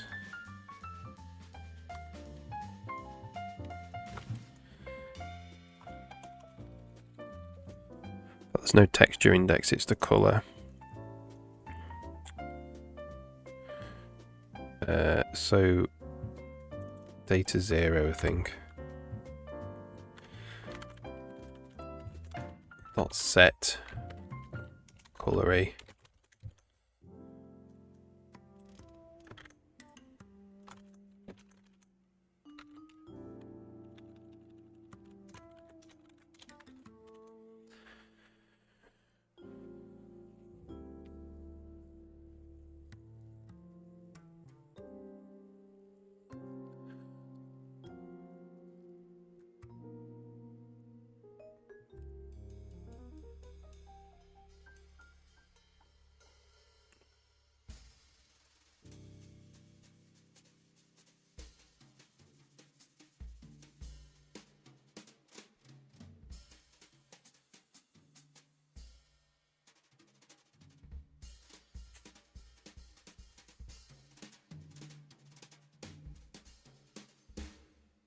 So I have so there's a few containers that follow a similar pattern in this engine, where they have start off on the stack, and then if it grows too big, go to the heap. And anything that has a hybrid before it, it works in that way. So I use hybrid tuple storage for a lot of things, or just hybrid storage. So you could say 64 bytes of stack space. So you can just shove stuff in there. Equals 1. So that's on the stack. Or if you do I don't know, large structure. So if that's 5 GB, that's on the heap. So it's like, that's why it's called, I'll give it the hybrid, because it's like, it works between the stack and the heap. So they are handy to have.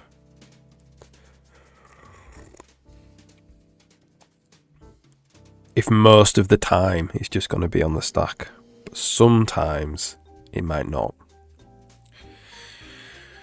But you could probably architect it so it never went over 64 bytes or whatever you wanted to do. It's up to you, really. Right, XYUV2. So this would mean, where am I looking now?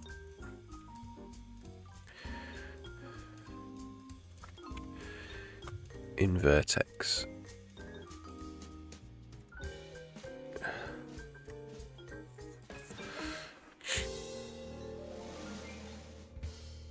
Optimize to use realloc. If there is empty space behind your vector, it just claims it without moving any data.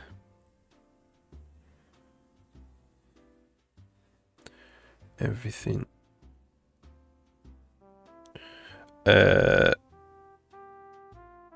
Standard Folly FB vector. Optimized to use realloc. So what that's saying, I suppose, is it looks in the heap, and if there's a free block next to it, it can claim it.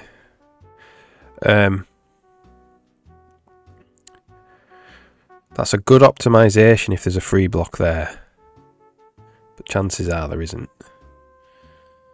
But that is, you know, if that happened a lot, then that would be a good optimization.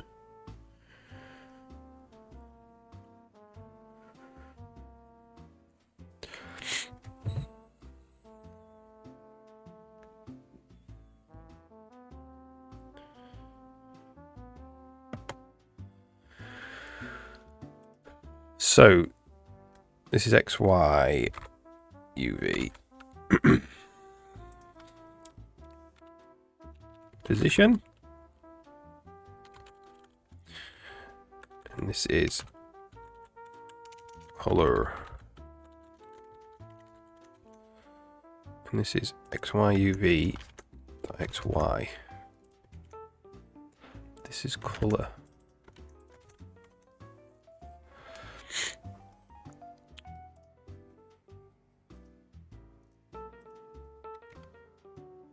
Does this compile like that? Not quite. Quad is bounds. Color is material. Not color.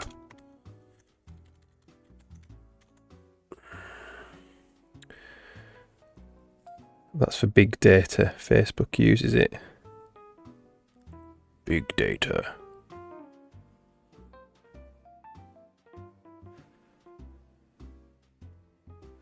Funberg is greater than Zuckerberg.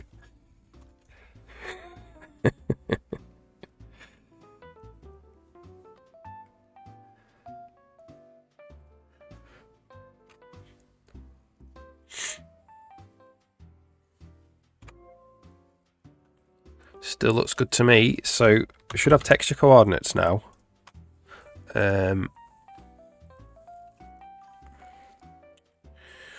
So we can't use this anymore.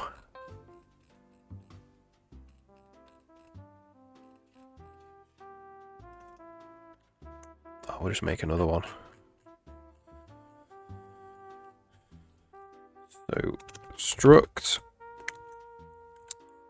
separator vs output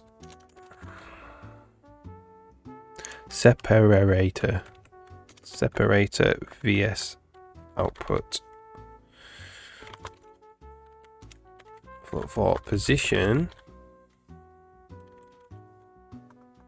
Let's have a look at these semantic. SV position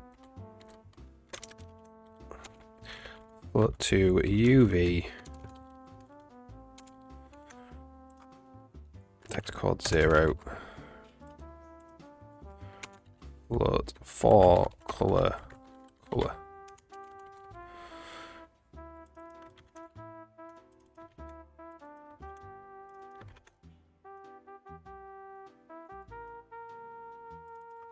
color, and then we can go result.uv is input xy xy zw. So now if we do return for input.uv 0 1, ta-da! Texture coordinates. So what do we want to do with these? Which is the best container? Which is my favourite container, subjectively speaking?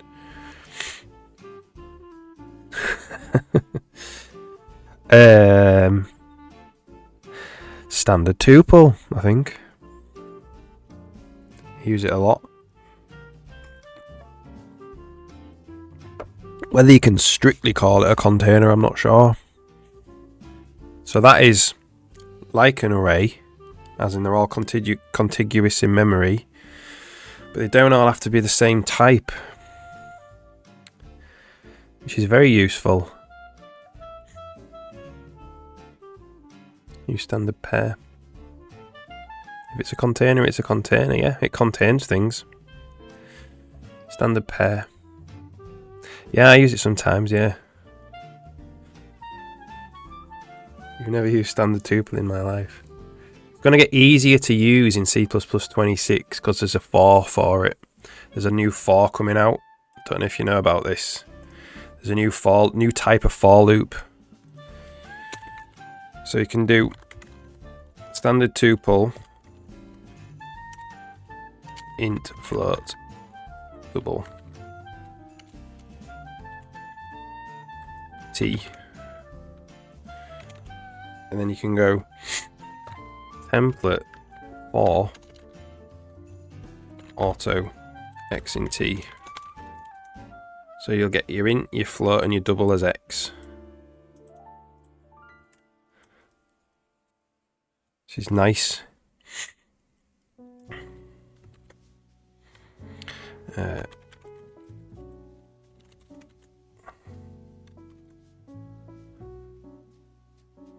Don't actually how to. That's not supported yet. So it'll become a lot easier to use. So hopefully you'll find a lot more use cases for it. But it is very useful.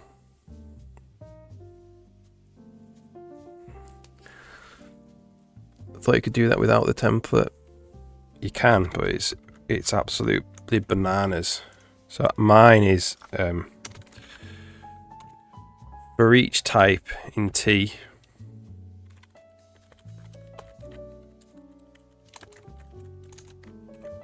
You have to do it like this.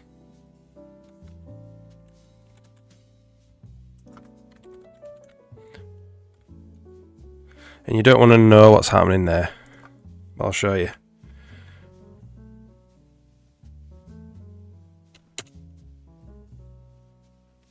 There you go. I'll hide that quickly. Or auto in T. No, you can't, unfortunately.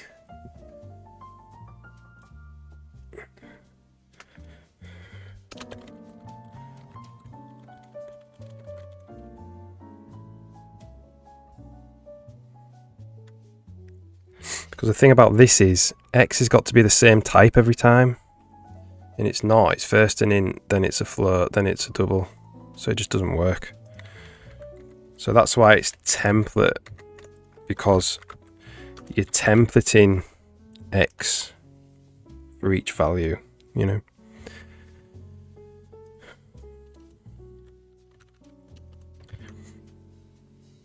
You can do it with vector. Yeah, but the thing is, this is why I'm saying it's good, because a vector, all the elements have to be the same type. It's like standard vector of int. The thing about a tuple is the elements are different types. So it's like an array, but all of the elements are different types. You specify the type for every single element in the array.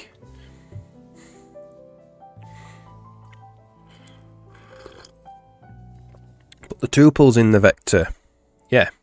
So you can do standard vector of standard tuple of int float double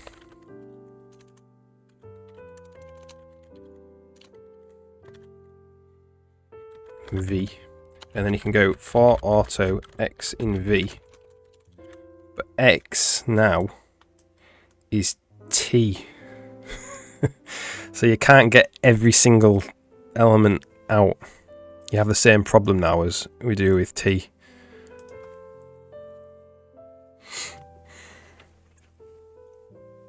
So if you want to get the individual elements out of x, you have to do this for each type thing. That was showed you before.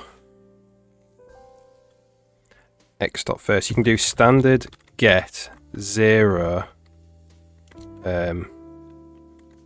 of x like this, and that's the int version. That's what you can do. Or 1 or 2. Maybe it is supported x dot first. No.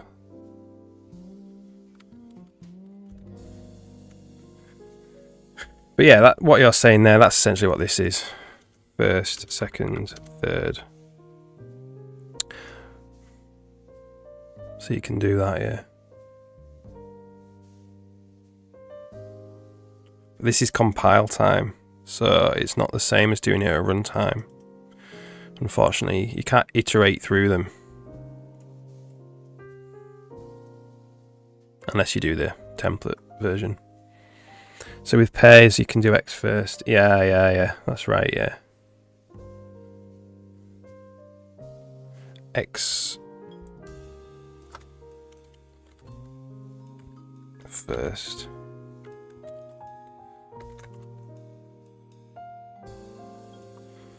It doesn't even have the arrow overloaded, actually.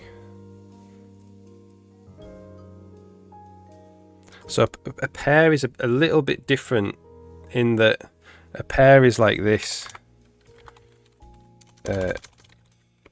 Template class A, class B, struct pair A, B, or first, second. So that's a pair. A tuple is like this. Struct of template class types struct first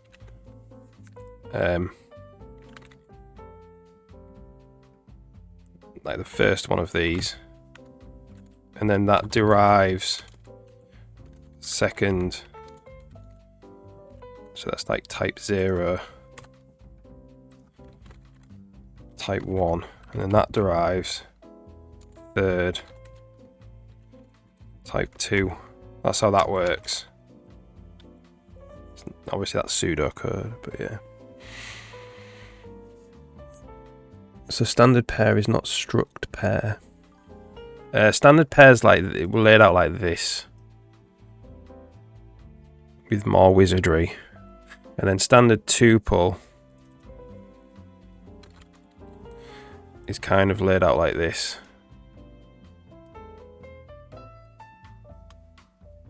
So then you can go on forever. You know what I mean? You can build up a big structure.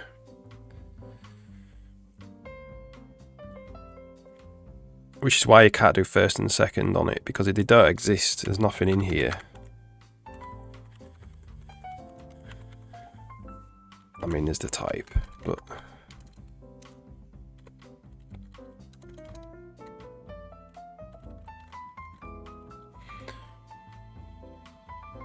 Do you get what I mean? It's a little bit more complicated, unfortunately, to visualize.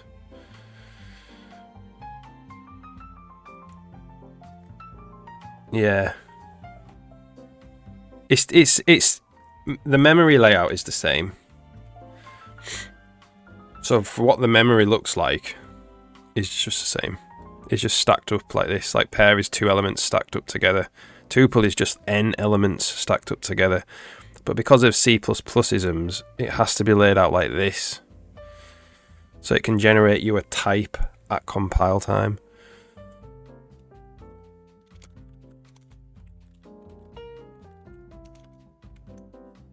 Not bigger.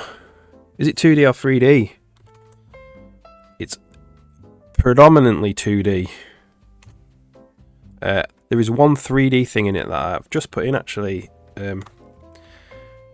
which is the menu is 3D, so it like fades back as perspective projection.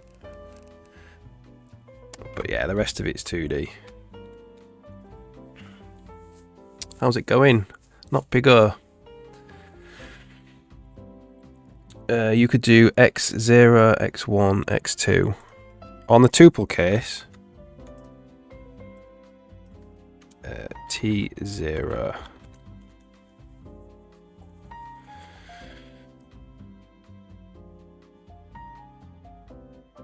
The problem is, so if you think about how that might be implemented, right, you need to overload the square parentheses operator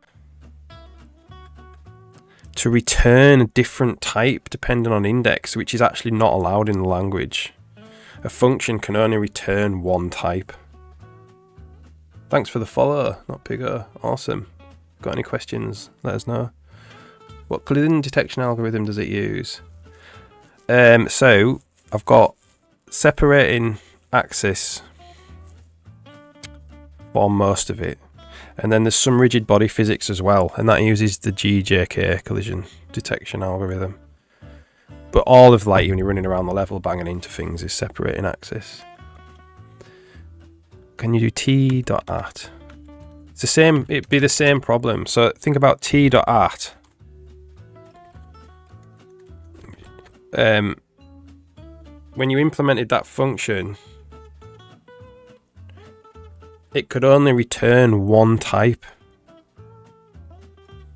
Do you know? So when you did like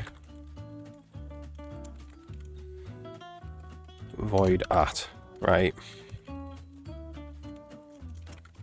This, you'd have to make it so it would return any type. Because any type could go here. And that's not allowed. You can only have, in the language, you can only have one return type per function. What's the thing I'm working on right now? Mostly discrete collision detection then. Yeah, pretty much, yeah. The GJK one does forward-looking collision detection, but not the separating axis. So right now, I'm working on nothing as exciting as collision detection. I'm working on just the separator widget for UI. So I'm doing like a pass on the UI for the game. So this is going to be a separator. It's not going to appear here. I've just drawn it here for testing. But like for instance, here there could be one there. So it's just basically like separate widgets out. It makes more sense in the editor right now. So I've got these types of separators, and then this is another type of separator, this dull grey line here. So I'm just doing a more fancy looking one for the game UI really. T_my first. So you can't, that does exist I think. The problem is using an underscore is it's implementation dependent, meaning it's not part of the public API. But T_my first. So that is the first tuple class.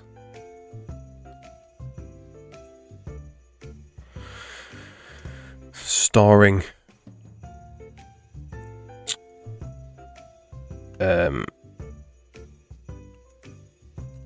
Maybe it's easy to look at it in the NatViz.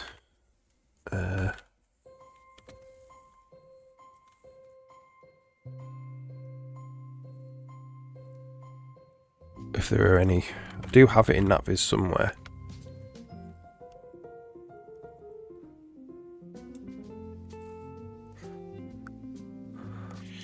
So if you look at how I've got visualizations for all the controllers, so this is a tuple, and the tuple is entity, NPC, movement, animation, and then my first value is the entity state controller. And then if you cast that and then call my first on it again, so it's like recursive, you get the second one out. And then you cast that and do you know what I mean? Cast it back to the base.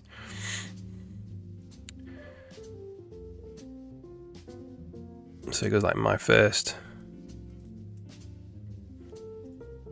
So see how it's like iterating up over the classes, because they're stored as separate classes or structures. It's going up over the... It is complicated, it is.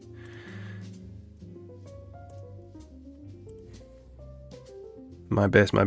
Yeah, it's completely rubbish for visualization files. But that's how you do it. I copied that out of the SDL's NatViz file, and that's how they do it there as well. So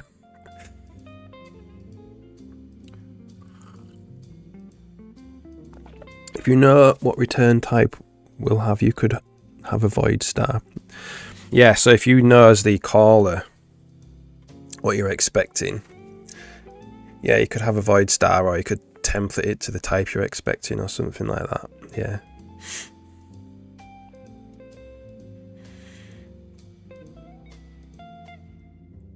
I'm just trying to explain to Woot Dragon how tuple works, standard tuple.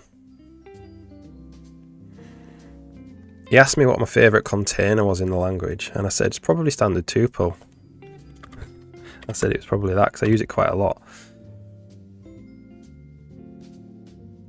How autistic tuples are. They're really useful though, because I can do things like where's a good use case for it?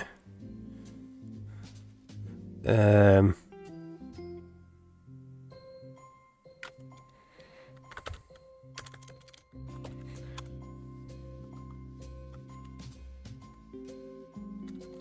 I go to the enum names, right, I have a little structure called enum and enum types. Here we go. So this could be neatened up. I've written a little extension to this in my other project that I'll probably bring over soon. But I've got all the cursors, all the icons in the game so far, right?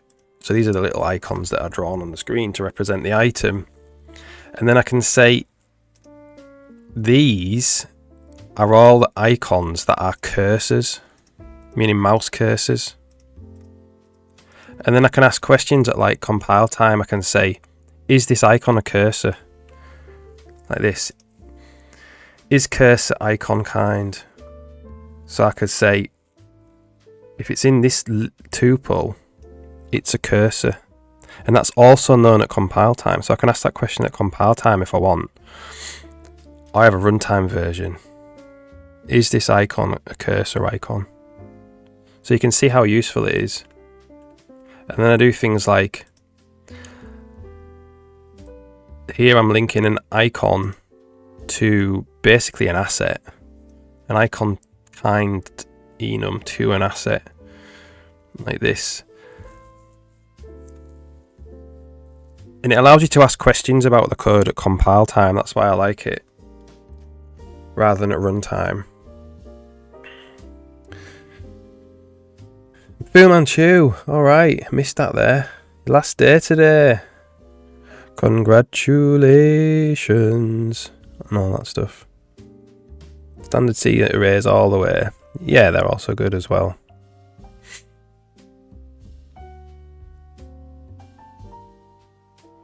Don't think I'll ever be using tuple after this. It's maybe more of a, because it's not a procedural style to type, you know, it's maybe more difficult to get your head around. They're really, really useful for doing metaprogramming. That's where they come in handy, when you're doing metaprogramming in the language.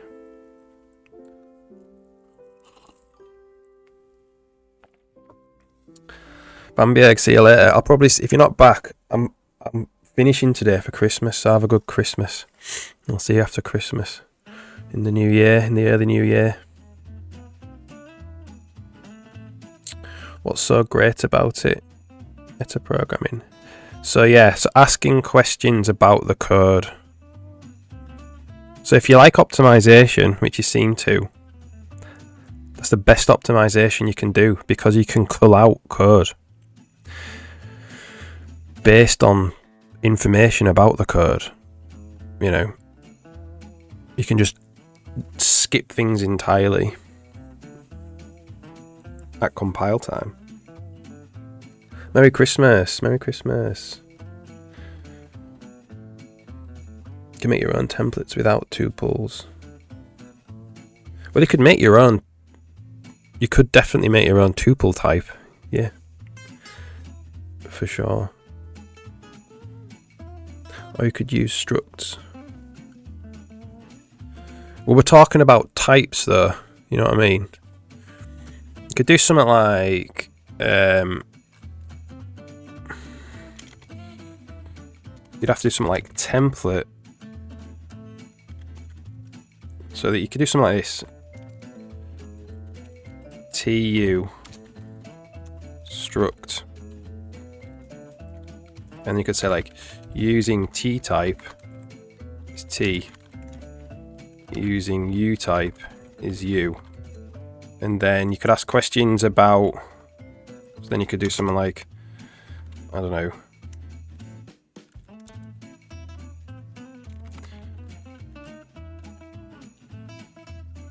using stuff equals foo in float, and then you could do something like, if see how it's a different style of programming. If context standard is same int stuff T type else. So what you're saying is like, run this code if T type is an int, else run this code. And this is compile time. This is like, if T isn't an int, if T type isn't an int, this is literally not compiled. So you could have like random stuff in here that will compile. So T type is a float. No, it did detect it. But if this was valid code, it wouldn't actually get, it wouldn't, it doesn't even get executed at all. Yeah, thanks, Pigger, not Pigger. It's that time of year again. So pairs requires constructed types. There's no constructor. If this was like complex constructor, constructor,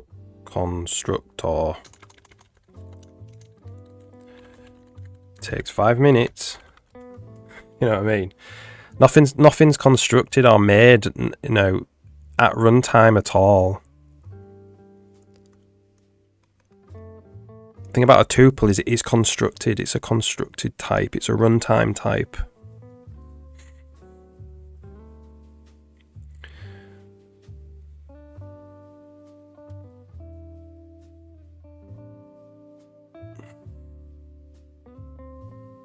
So you're passing undefined arguments, or are they actually defined? You mean here? Yeah, you define them elsewhere in the code, you know.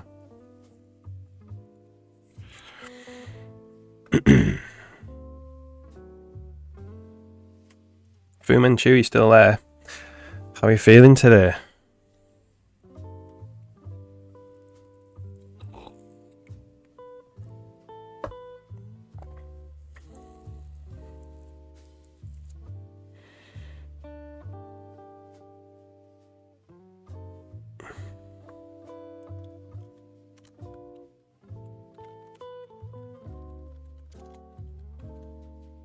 Alright, so we've got texture coordinates.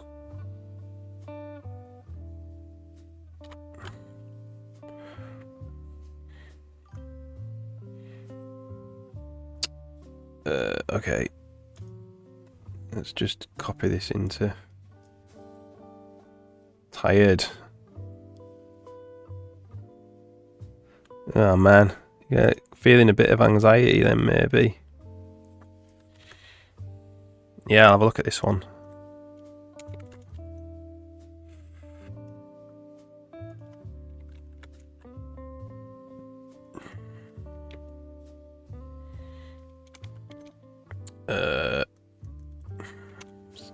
Actually a free function.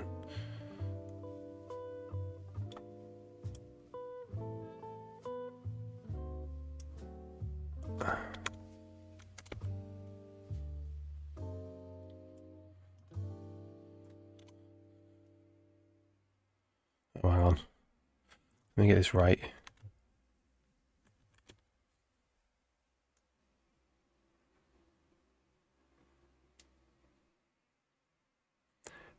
This is a unary right fold.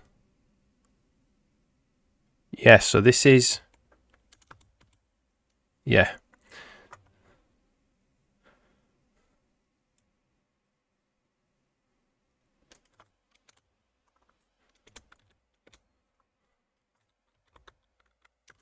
So this is...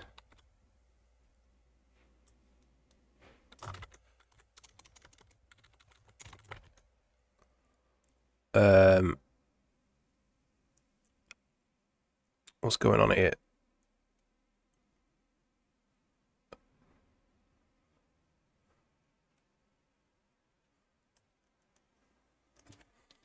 That just puts the new line on.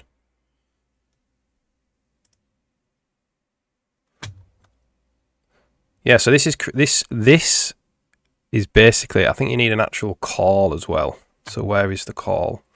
I do this somewhere. Where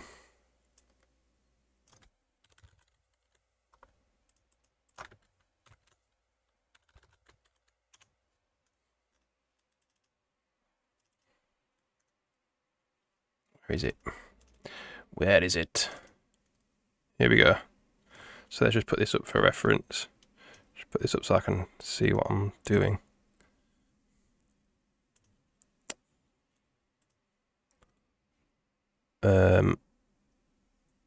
So it would be like this type of thing.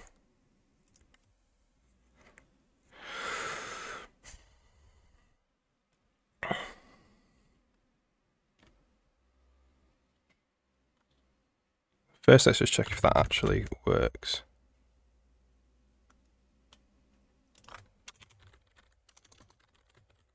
Fu 1, 2.5. Whoops.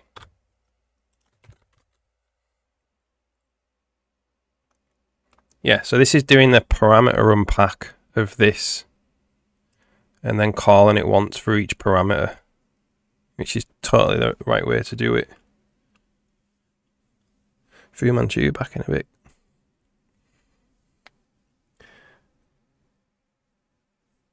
Need to call the bank.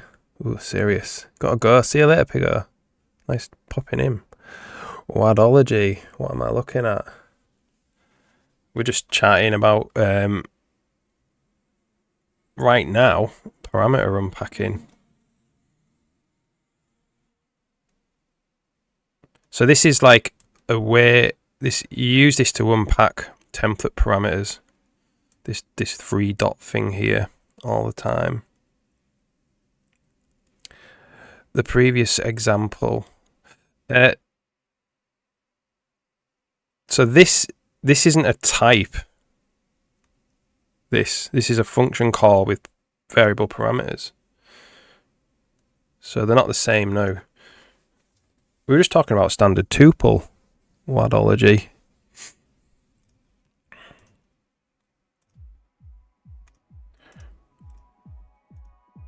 So this is obviously template metaprogramming. This is creating a function for specific arguments and executing things with a parameter unpack at the end, which means just like do one, then do the other, then do the other, then do the other. But standard tuple is like a type. Like an int is a type.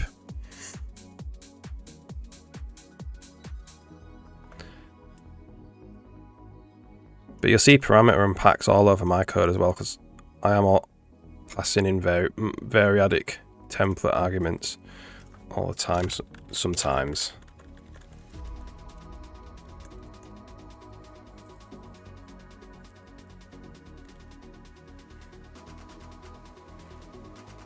Okay, let's get back to some programming. So yeah, if you're still here, Wadology, I'm just doing game menu stuff at the moment. So I'm making a separator for the game menu. Not for this one. This is just a test kind of separator. But there will be other submenus in here that need separators, you know, eventually. So we're just making one of them.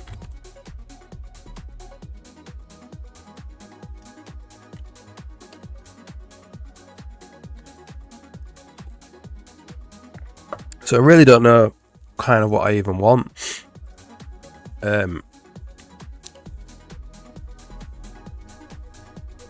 If we do D is the length of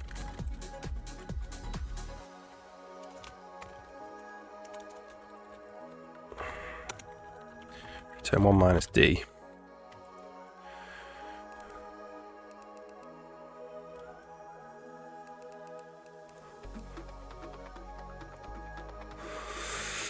And then we return D.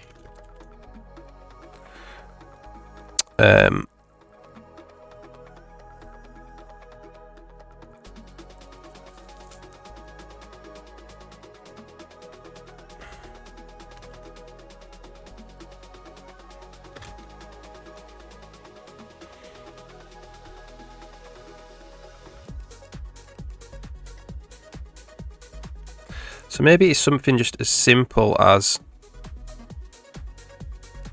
this.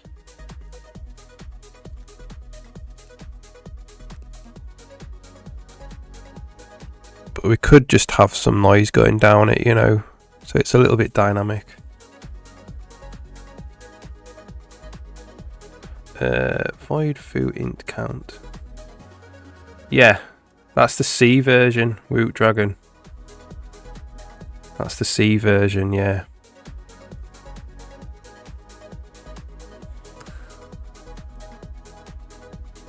So the difference between the C version and the C++ version is the C version, the arguments are evaluated at runtime. And in the C++ version, because it's templated, it's evaluated at compile time and turned into a real function. At compile time, which is why you don't need to do VA args or anything like that.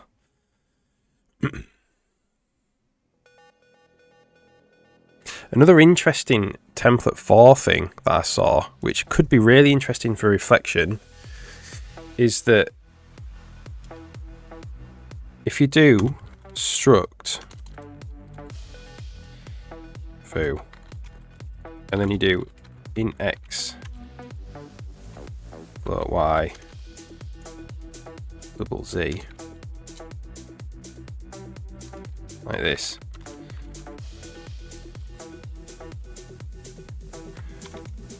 you can go template for auto x, well not x, v in foo like this, what do you think's going to appear in V? What do you think is going to appear in V? Whatology, thanks for the follow.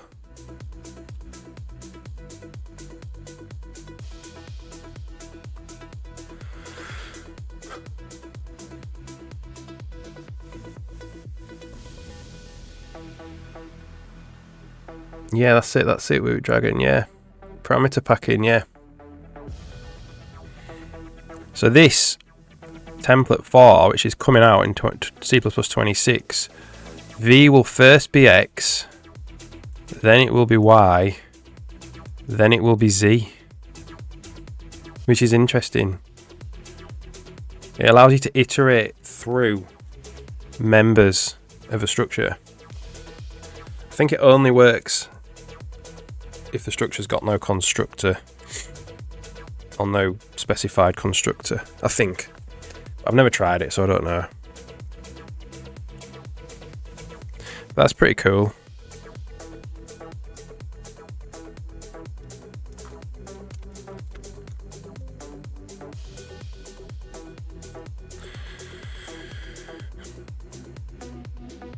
Yeah, let us know, Whatology, if you got any questions. We just talk about coding, really. If you like coding, any level, doesn't really matter at all what we talk about. Okay.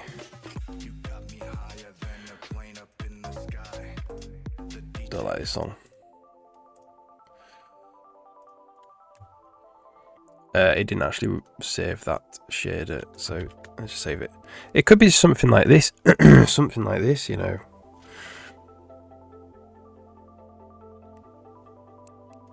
Different colour.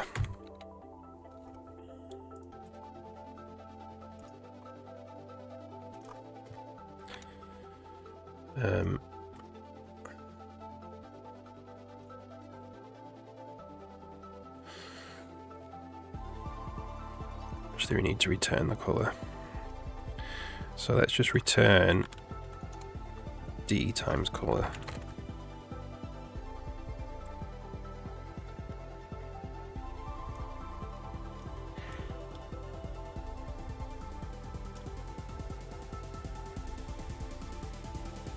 Maybe that's all it needs to be. Do we need it to do anything else? It's only a separator.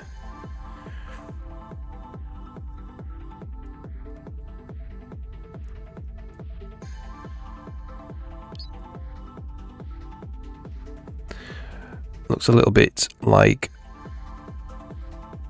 black around there. It probably needs to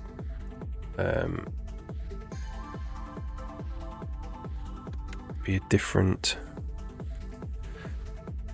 Let's just save this. Different blend.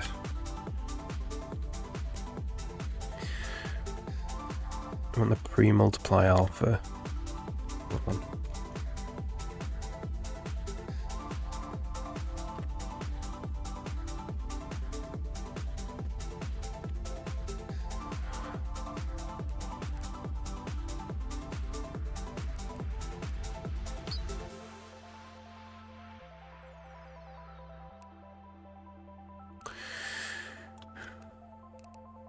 So that saved it, I think.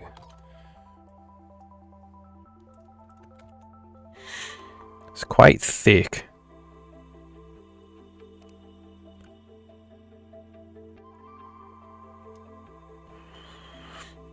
So let's do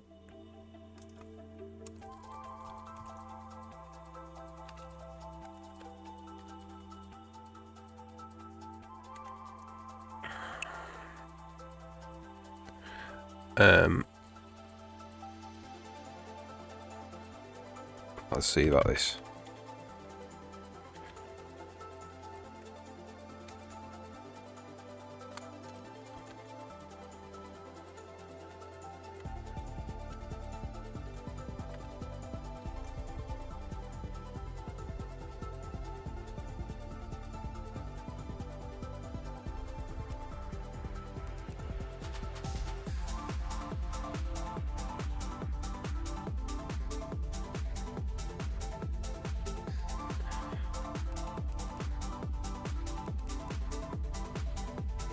It probably just needs to be that, to be fair. For a separator.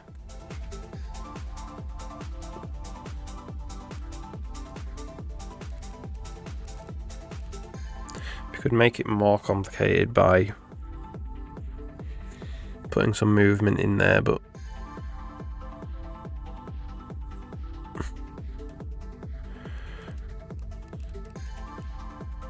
it's got this blend anyway. It's blending into the background and going brighter anyway. Let's try one more blend state where we do an additive blend.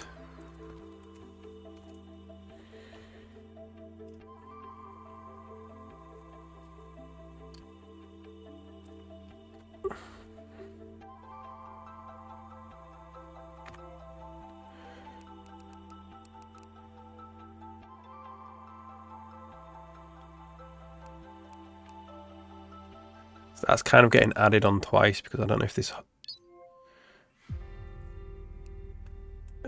don't know if the menu itself gets added on.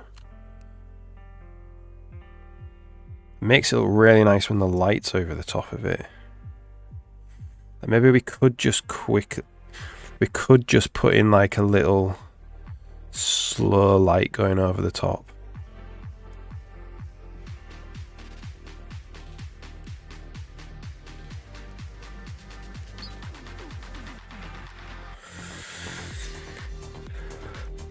May as well try it.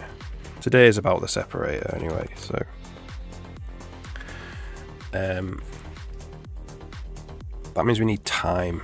We need time in here. How do we do that?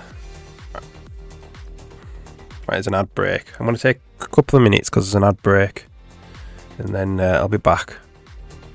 2 minutes, 3 minutes.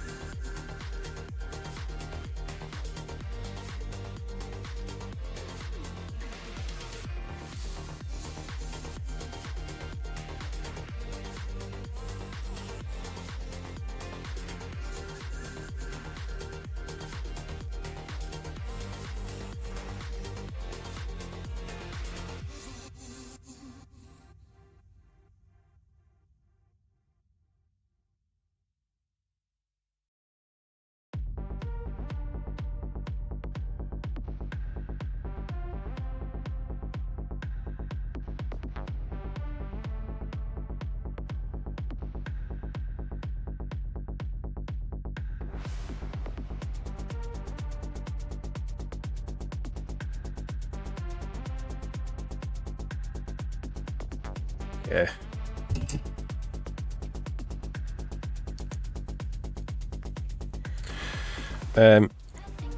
So we need timing. We need to get time in the shader.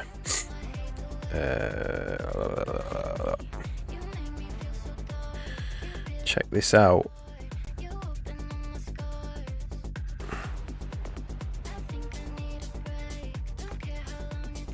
Check this out. Put it down here, look.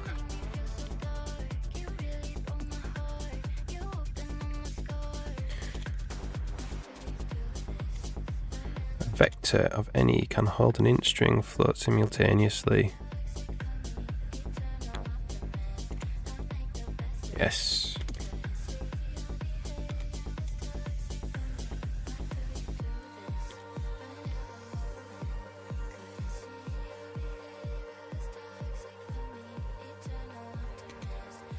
There you go.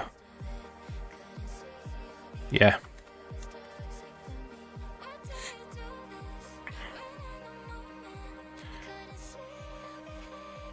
Standard any cast int. It's to be like this, I think, doesn't it? Or even better, auto.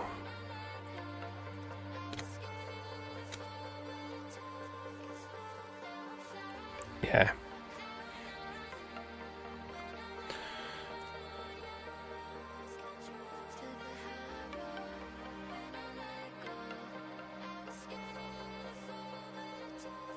This would definitely not work.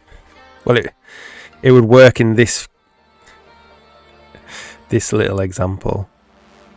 Holding a void pointer to a function argument is a bad idea. You know, unless you were just handling it in this function.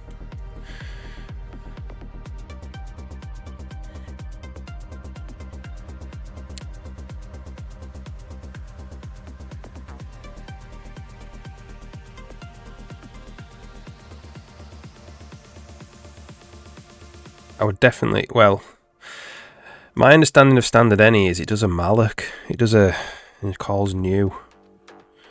Oops. Standard any. I don't think I include any. Does standard any call new?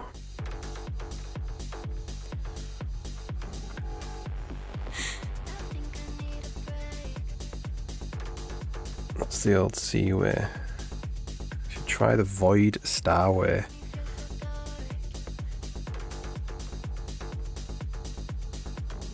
This way. What I'd say about void star is it requires you know this. You know what types.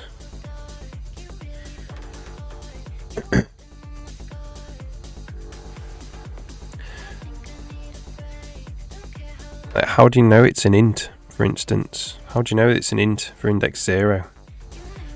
This could literally be any type imaginable. It could be a 4K image. Not here, no, because this is variadic. Like, the person who calls this decides what types to use. Not you. Not the person who receives the information.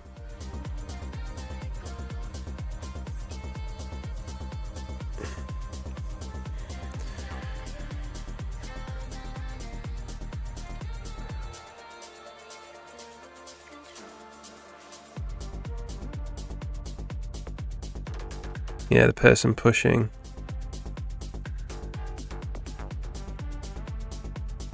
Is the person receiving? There's no return. What do you mean by receiving? So the caller of this, whoever calls this, is free to put anything they want in there. But us receiving this information, we don't know that v0 is int. We don't know it's int. And any would be better. Any would probably catch this at compile time. But it would definitely catch this at compile time. If v wasn't an int, it would catch it.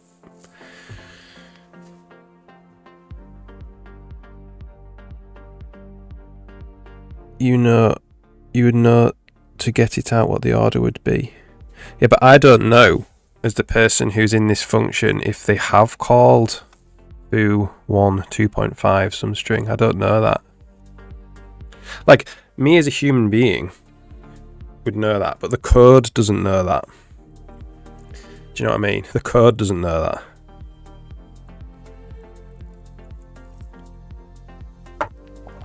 And if this was part of a front-facing library call. The human wouldn't know that either.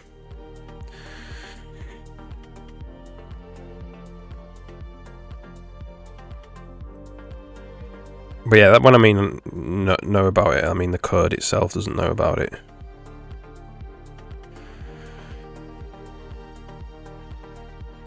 What I'm saying is pulling apart was just an example. Yeah, like this, you know, if you could guarantee that it was an int, a double, and a string, great. But then you may as well just write int, double, string there, you know. If you could guarantee it. The any case is better, because the any case, if v0 wasn't int, it would catch it. It would catch it at compile time. But like I say with any, I think the downside of any is that it calls malloc. It does a dynamic allocation.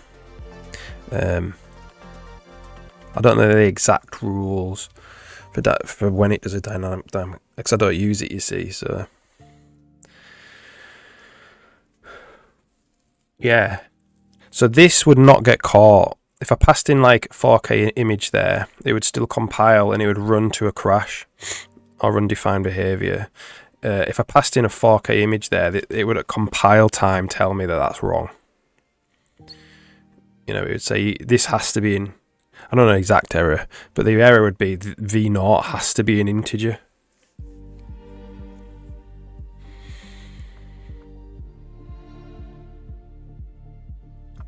I would hope that's how it works. Like, I've not tested it, but that's the way you should have it work.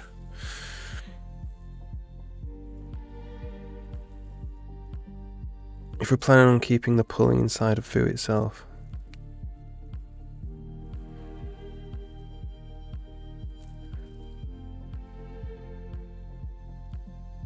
It would happen after you've pushed outside the foo. If you were planning on keeping the pulling inside the foo itself, like I said, the pulling would happen after you've pushed outside. I'm not sure what you mean. What you mean? What do you mean by pulling? Sorry. Oh, you mean pushing? Yeah, okay. Push back for pushing. Then pulling it out by doing this. Okay, so like I said, if you've pushed outside of foo, pull in the code, move it outside of foo.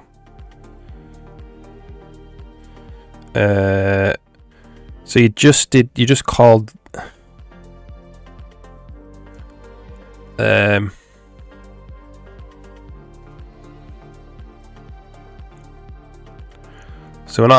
we're dropping the variadic bit, is that what you mean?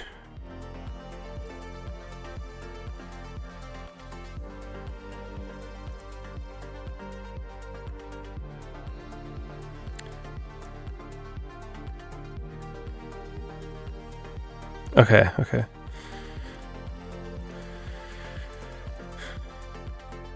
put that there, leave that there for now.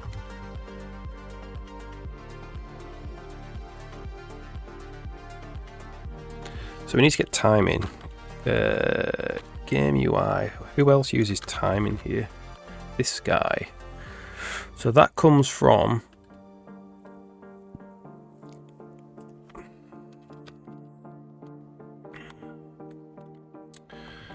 the dynamic global buffer register B2, which is here. So we need to put in the dynamic global buffer here after the root constants. We could probably put it here. Is this allowed? I assume so.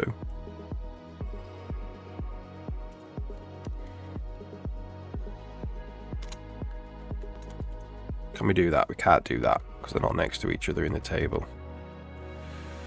I have to be like, I'll put it here.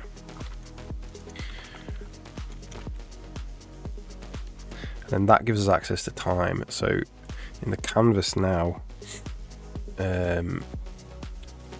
we need to set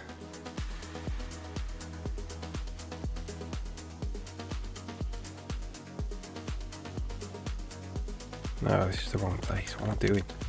What am I doing? Here.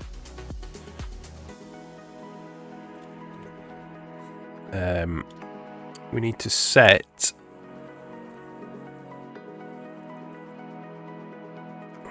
plist set graphics root descriptor table 1.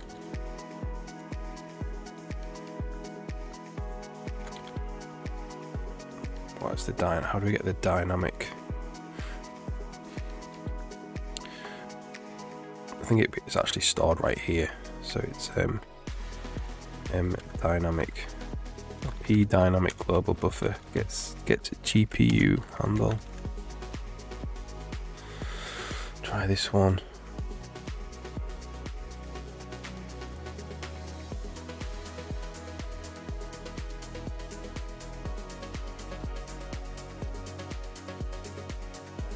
It's on the void pointer.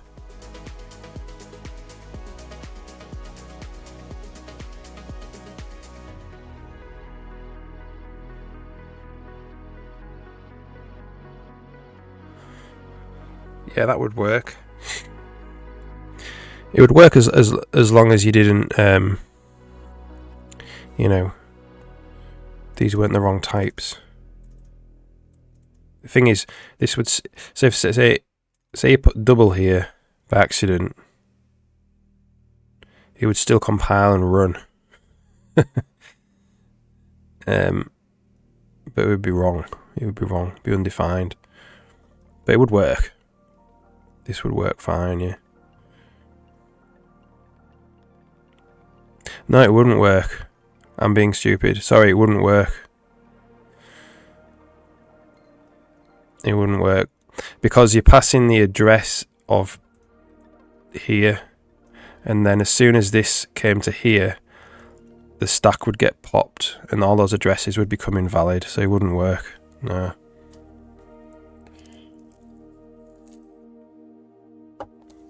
Unfortunately, what you'd have to do is define all these in here, pass them by reference, then catch the addresses, and it would still be valid after that. You're not passing by reference, not these, not the args. Passing the vector by reference though. Yeah, so you're passing the vector by the reference and the args by value there.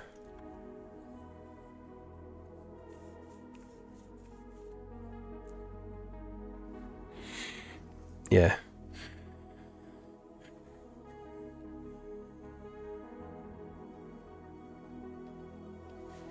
Args are reference to. See the at next to the args.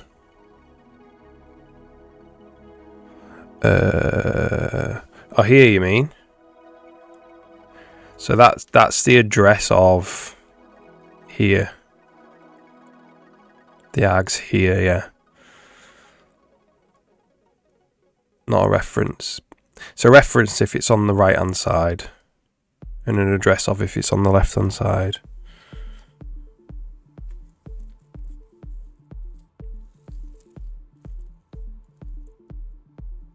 So what you might get here is junk.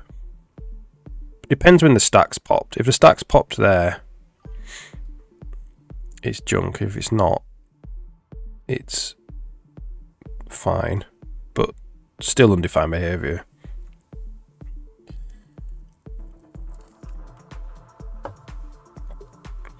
And it might appear like it works as well, maybe. That's another thing. But it's not actually working. So it is a little bit dangerous to do that. But if they are, so you might get the junk variables if they're out of the stack. So what will happen is it will push all this onto the stack, and then it will pop the stack, but they'll still be in memory, right? So they'll be fine at this line, but then when you push onto the stack for the pointer, it will start writing over. It will start writing over these. Possibly. That's one thing that might happen. So here it'll look fine, and you look in your debugger and it'll be like, oh yeah, V's fine. And then when you start executing the code more, V will become more and more scrambled up. Go test it. Okay.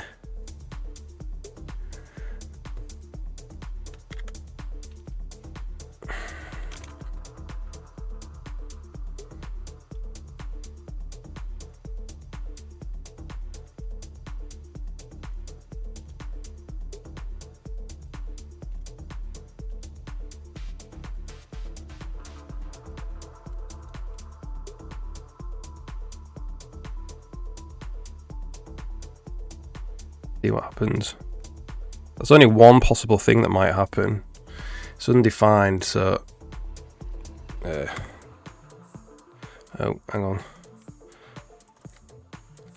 Let's get rid of that for a second.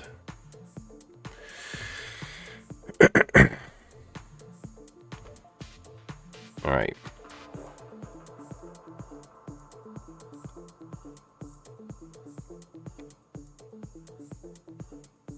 Well, it's 0. It's cleared the stack. It's probably because it's in a debug build.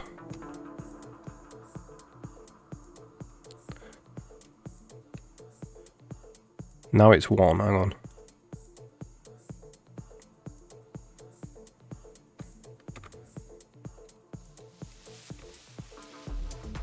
So you've got some addresses in there. So int pointer points to 0.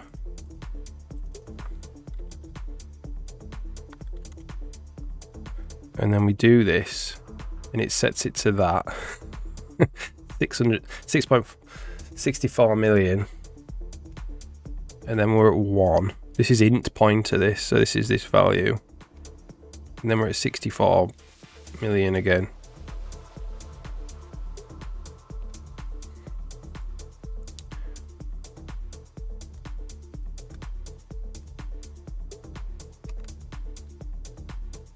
And then it's 2.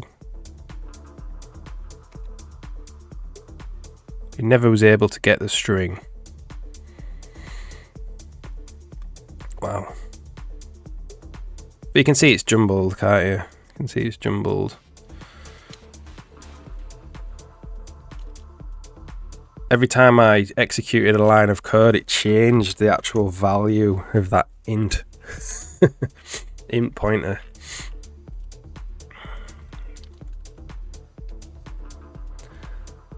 They weren't copied. Try the no reference pushback. So this was the no reference pushback.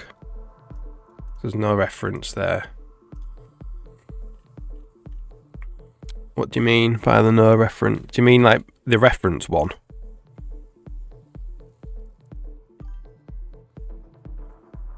This, I don't think that will compile. Yeah, it doesn't compile that.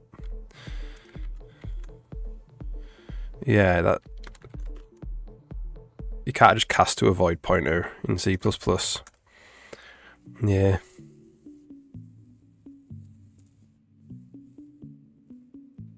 How do we fix it? If you really wanted to do this, these would need to be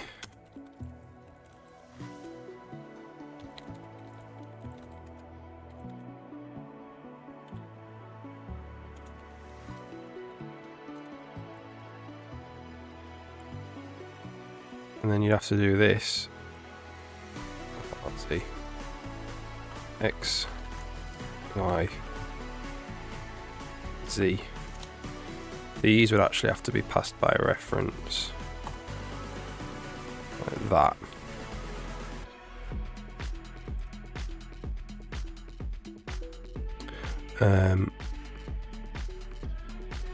Let's see if that works.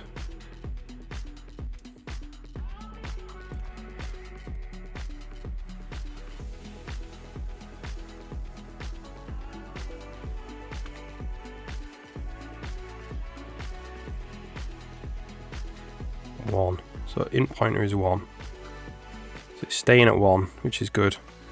Double pointer is 1.5. String pointer is not quite right because this needs to be a car pointer. Car pointer pointer.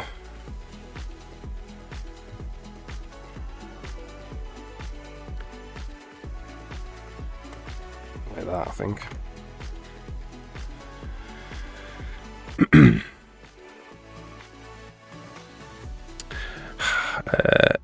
Define beforehand in the stack, yeah. Or just const char pointer. I don't think so, no. It needs to be, because you're passing in the address of a pointer here for the string. So you're passing in a pointer and then you're taking the address of it. So I think it needs to be a pointer to a pointer. Okay, so I just improved code a bit. Yeah, that's absolutely fine, Fanbjerg. Oh, you can message me whenever you want on... there we go, so that's worked. Some string. Message me whenever you want on... give me a whisper or whatever. Yeah, that sounds great.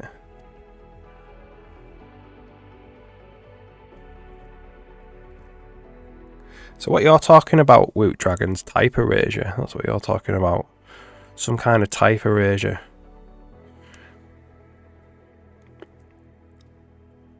Which standard any would be better to do than just void pointer, but whatever.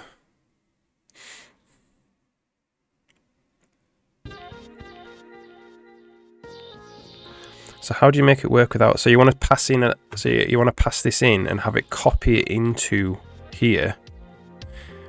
You'd have to use a type erasure structure. So like standard any, I could write your own if you wanted to. But then getting it out is more complicated.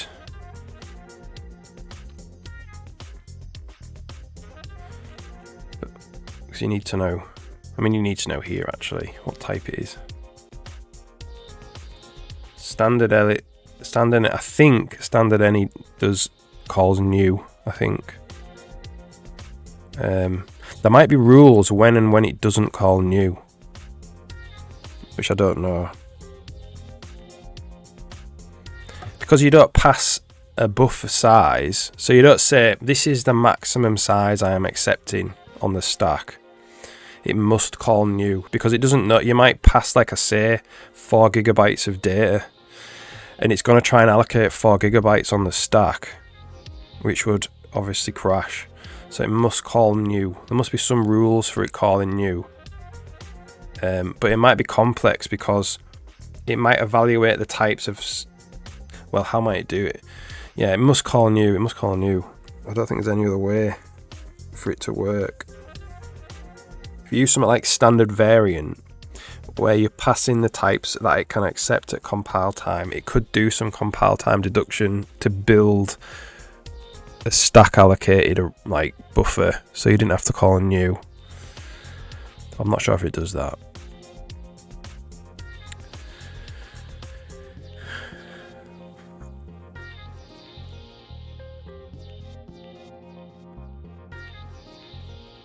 We would have to call new if we are using void pointer.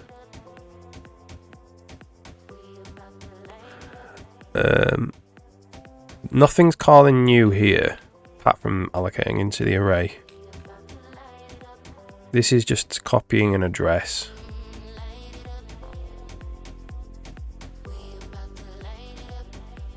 So there's no new. There's new when you do push underscore back. So you could make this just a vector. So if you know, for instance, well, you could do this. You could go standard array, void pointer, size of.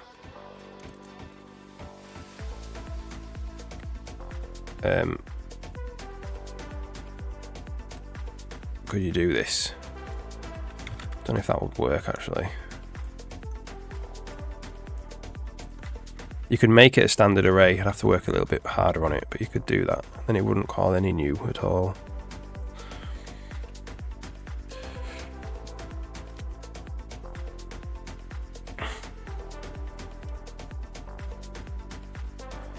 Right. Bamberg.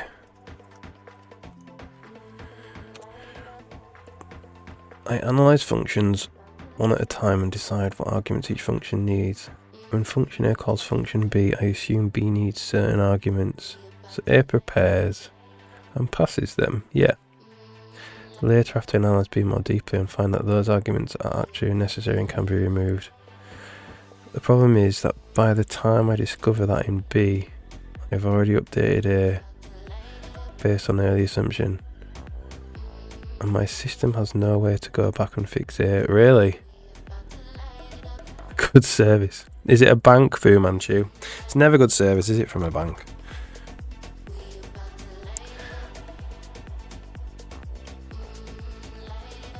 Yeah, send me a code example, Van Bjerg. HSBC, yeah, blooming heck.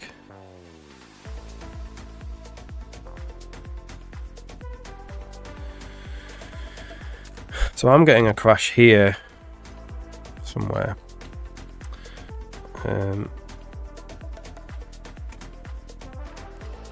No, I'm not. Oh, I've probably just commented that line out. No, it worked. It's well. That's interesting. I was getting a crash there. Not anymore. It might have been to do with that other code. That other code was corrupting the stack. So who knows what was going to happen.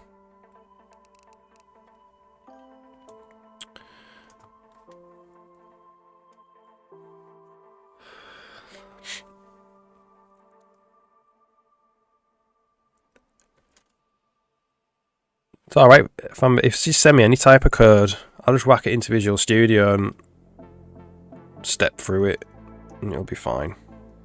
So we've got time now, I think. So let's just check we do have time in the shader. So we will do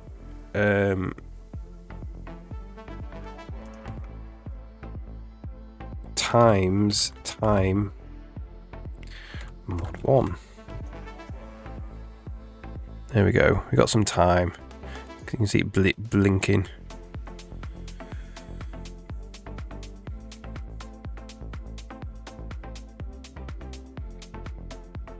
So what we need is like, it would be nice to have a very slow light pass along.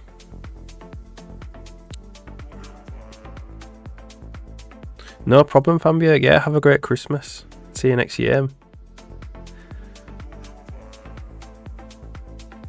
I might do there'll be if I get time to stream over the Christmas holidays, I might do a bit here and there if I can, but I can't guarantee, unfortunately.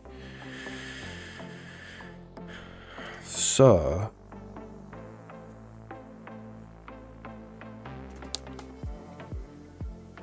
let's do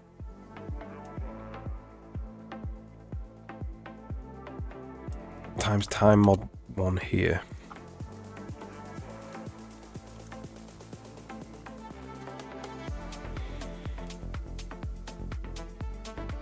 That's mental, innit? So plus input dot. So what do we need to do here? I think what we need to do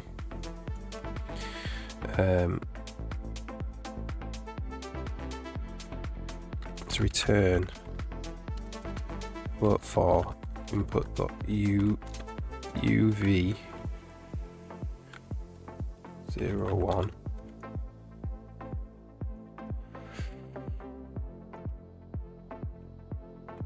It's using standard NA.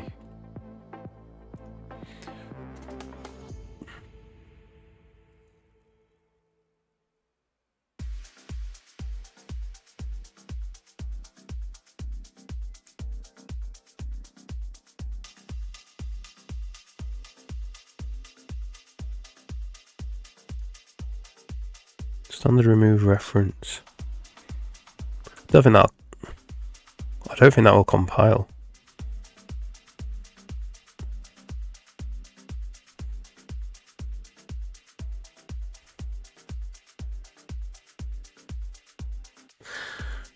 Wow. Getting into the land of how crazy you can get it.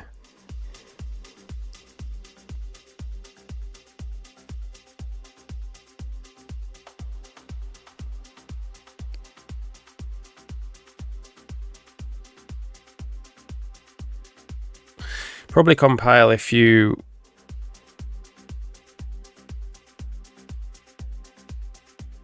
cast a void pointer there. So what you're doing, you're just allocating on the heap there. So that would keep them alive, yeah. Which is another way to keep them alive. Try it. Alright.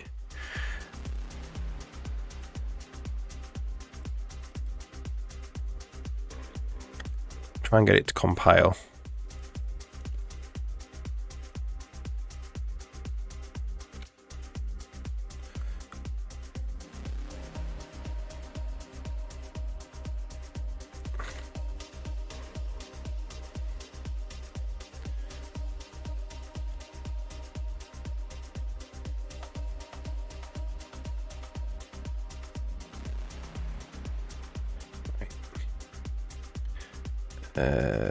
Vector.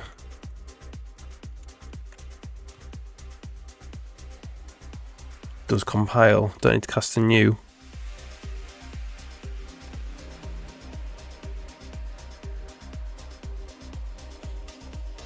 You don't really need to call remove reference either. You can just do this.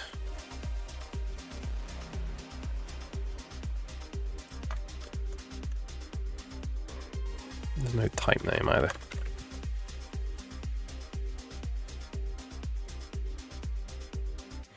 It's a 2.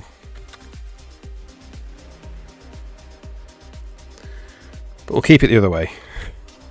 That does compile. That compiles. All remove reference does is makes it not a reference, but it's not a reference anyway. So you don't actually need to do this. This just takes, if this was like this, it would remove the reference.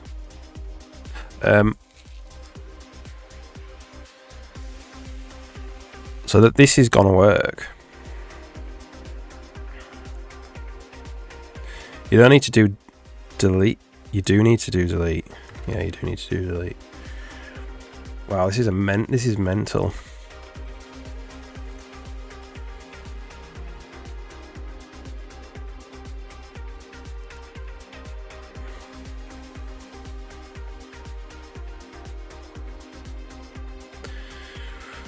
Okay. So V bunch of, so these difference now is that this is a bunch of heap memory, not stack memory. 100.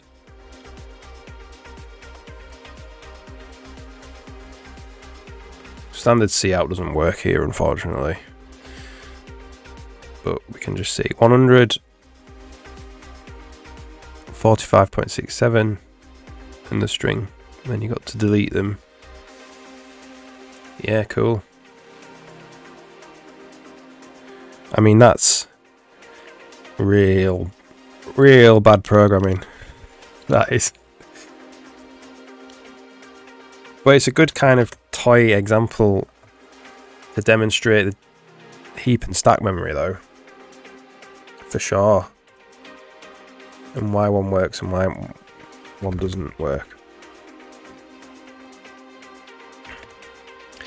See, when I say it's bad code, I don't mean don't do it. What I mean is, like, obviously don't use it in a real project, but definitely code this way exploratively, you know, because it's a really good way to learn.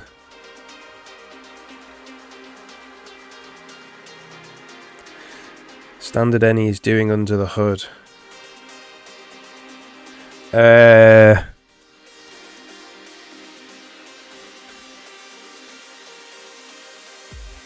It's more complicated than that though, because it does encode the type as well.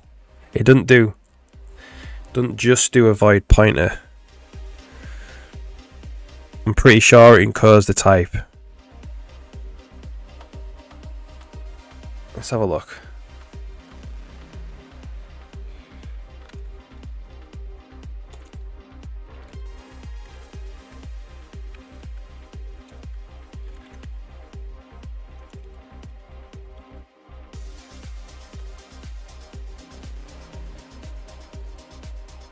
Well, let's do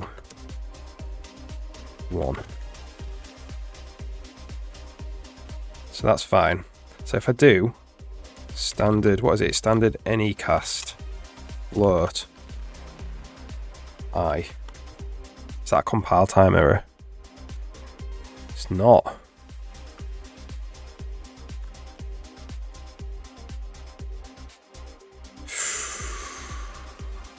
That's interesting.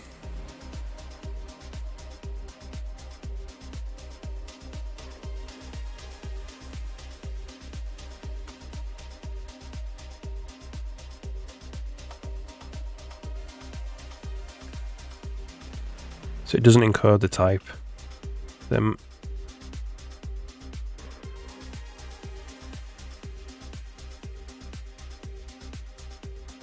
look, it's got small storage, so it must not do dynamic allocation for that.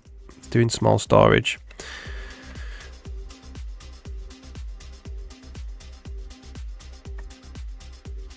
And that's just a constant size, which must be defined by the standard. Ooh, that's interesting. So what happens if I actually run it though?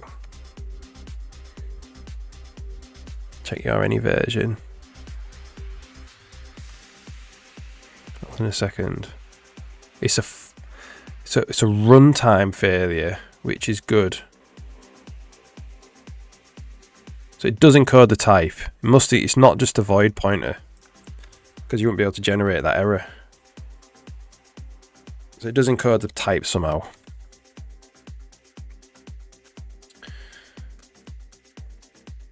But it's just not a compile time.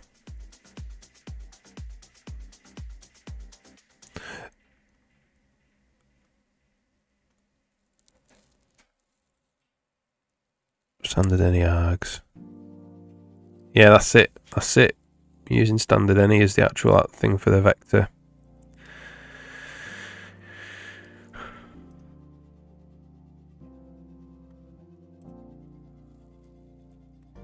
So it does encode the type somehow.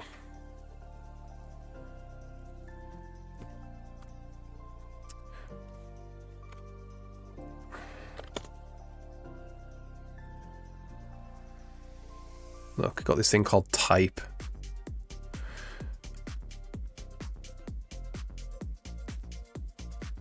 So the size of it is 64. So it's gone from 4 bytes to 64 bytes. And it does encode the type, which is good. But can't catch it at compile time, interestingly.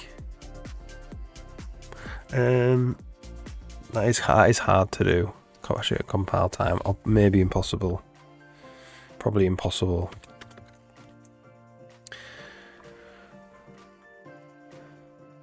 So next step, Woot Dragon, is an example where you can you encode the type as well, so you can crash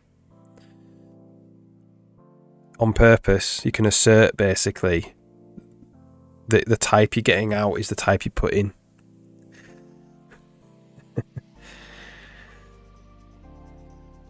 Which version is better? Using standard any is better.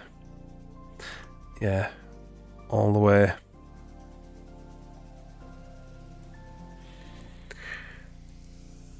Signed a contract. Ooh, right. Oh my word.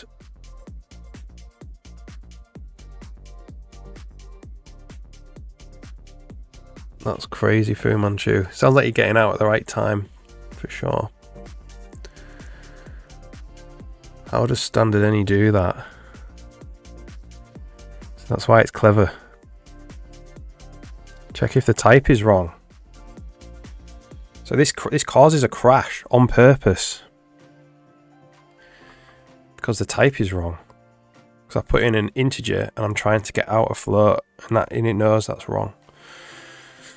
Be better if it was compile time, but like I say, I think that would be impossible. But it's a runtime crash. How does it do that? I don't know how particularly they do this. The way I do it is I have a compile time hash generation of types into a U64, so I can just check they're the same number at runtime. That's the way I do it. Is correct type, yeah. So you have a compile time hash. So I can do things like hash code, float,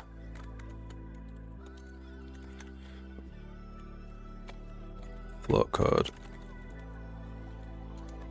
int code, hash code, int. And I can be like, record. So when you're passing it in at construction, you record the hash code. And then when you get it out, you get the new hash code and you just test if they're the same. That's the way I do it in my type erasure containers. One is leaving right now because he wants to leave. Yeah, awesome. Big step for you as well, Fu Manchu.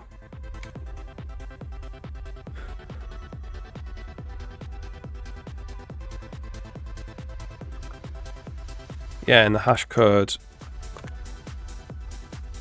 just hash 64 of the function signature, which is just actually an intrinsic in the compiler of this function signature, which includes the type I've passed in. So it's a different one for every single type, as long as you get no hash collision.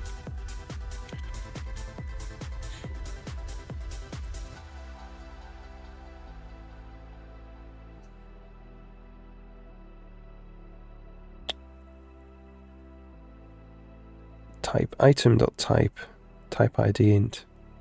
You couldn't do it that way because standard any could be any, unfortunately.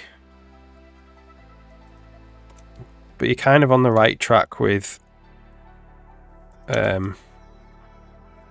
using IDs. You couldn't have, this would be an infinite loop, wouldn't it, to test all the different types. A mathematically infinite loop.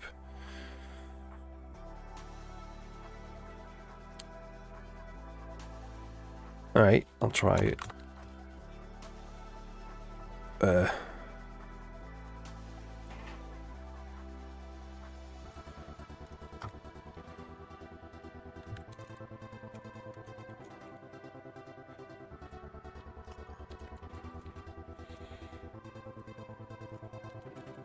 Is type part of standard any? Can you do that? Standard vector standard any v.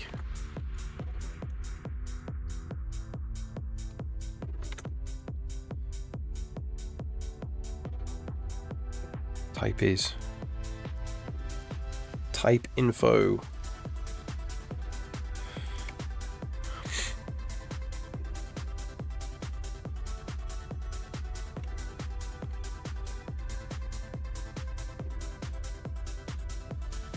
Yeah, that would work.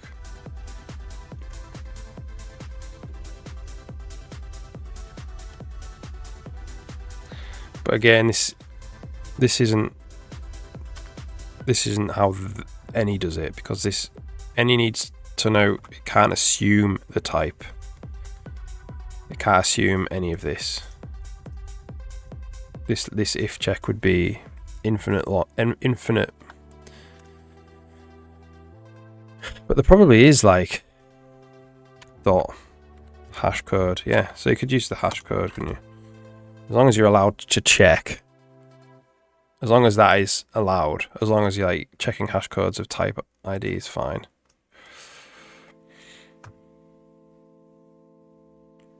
And he does know the type. Yeah, it knows the hash code anyway. Oh, it has the actual type info. Yeah.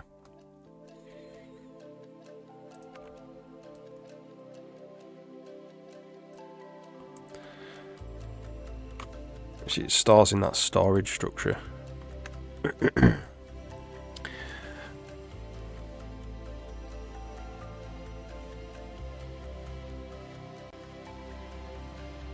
Yeah, and he knows the type, yeah. It has to know the type to generate that assert. So it stores, but void point doesn't know the type, yeah. So I could pass any type into a variadic pack and any will know the type. It will know the type, yeah. That's it, yeah. If you use standard any, yeah. Standard any will know the type, yeah. Correct.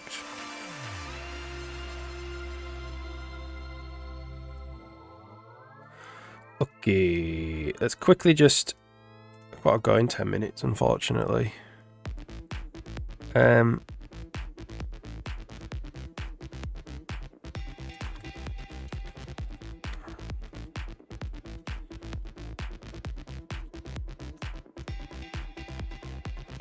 So what we're doing here for the mod 1.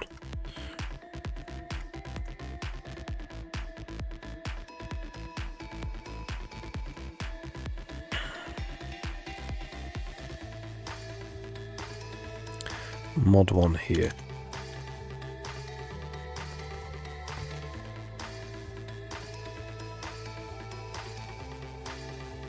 Mod 1 here. That's what I'm looking for.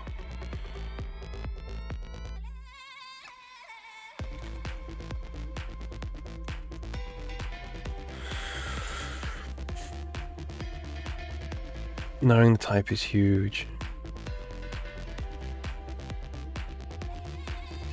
Yeah, exactly, yeah. That's it. Yeah.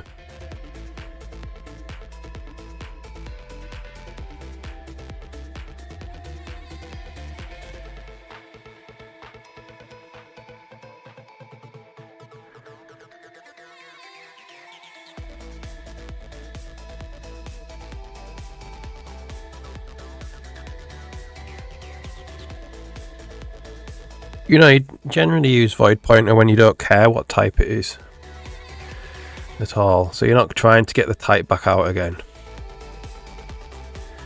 You just don't care.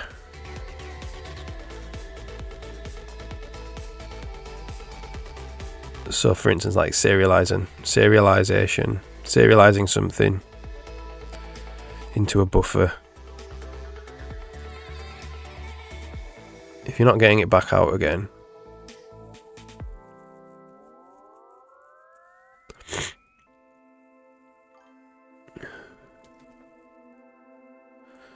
any container, what the heck would you do with it?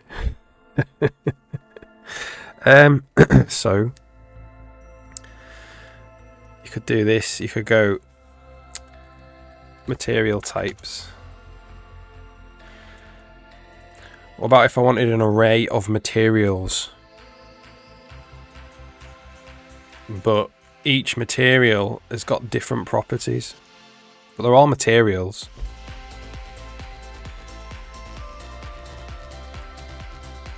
So you could have a material array which is standard any if you wanted to.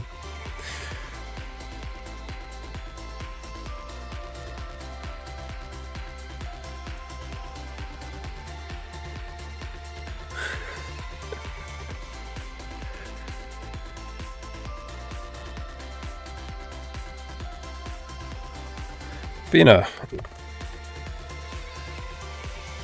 there's plenty of use cases for... So this whole thing's called type erasure. So where you want to forget the type of something. There's plenty of use cases for that.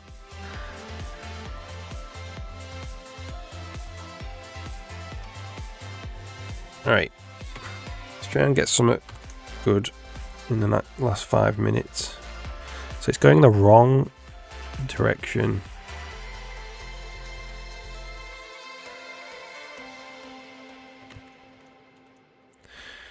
That's unfortunate. So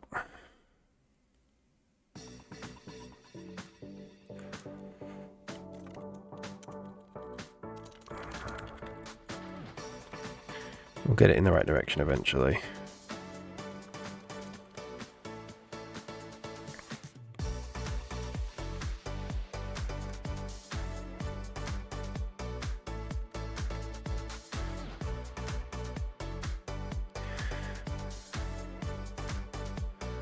So if we do uv.x,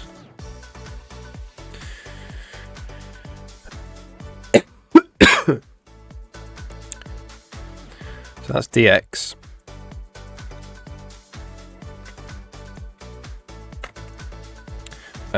Dy is another one of these.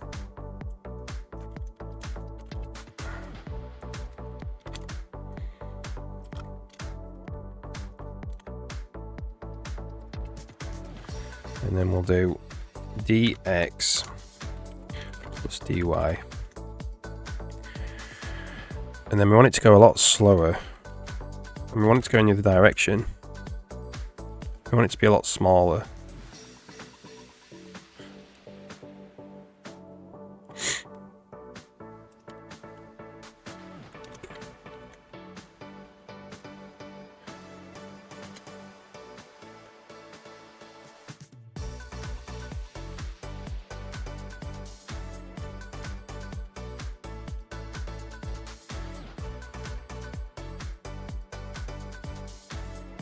Maybe not.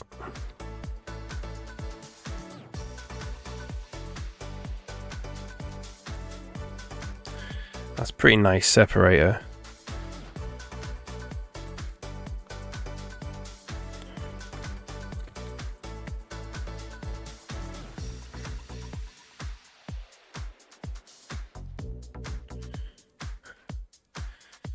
For today, I had no idea how standing. Yeah, type erasure in general is very useful.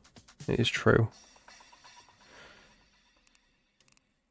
Okay, so we need it to go in the opposite direction, but timesing it by -1 doesn't work. Just makes it disappear.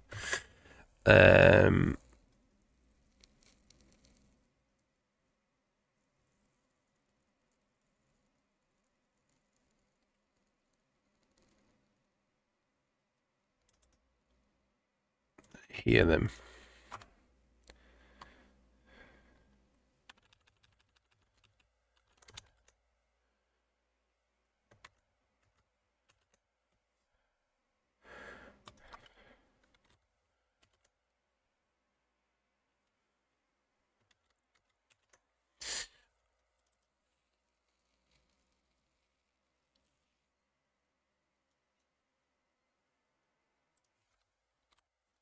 Is it this? No.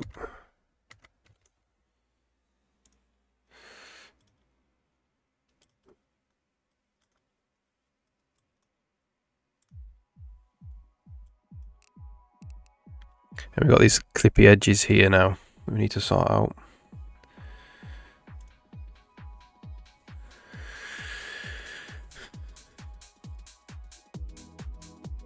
How do I get it to go the other way?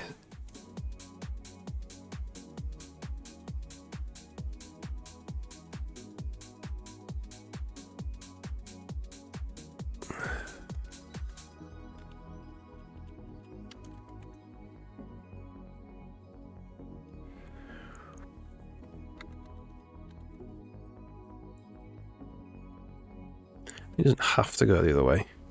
It's nice to be able to choose though.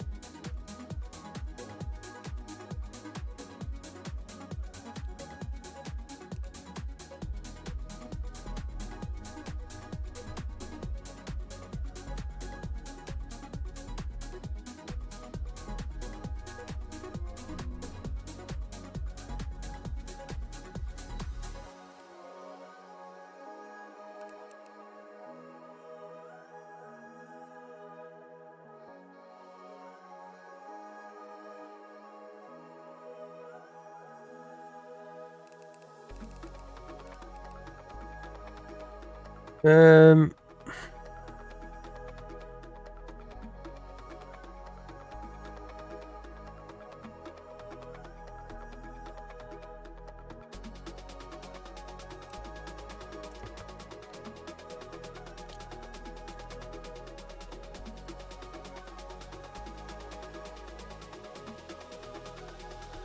No, that's not it.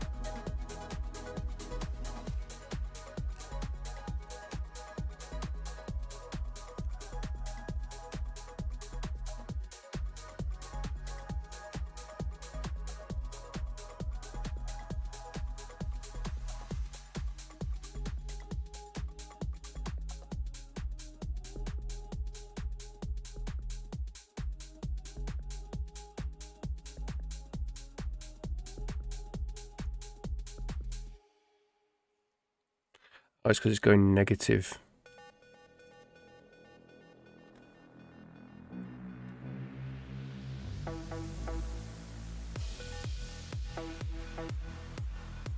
Right. I'm gonna have to head off. I should have snoozed that ad really.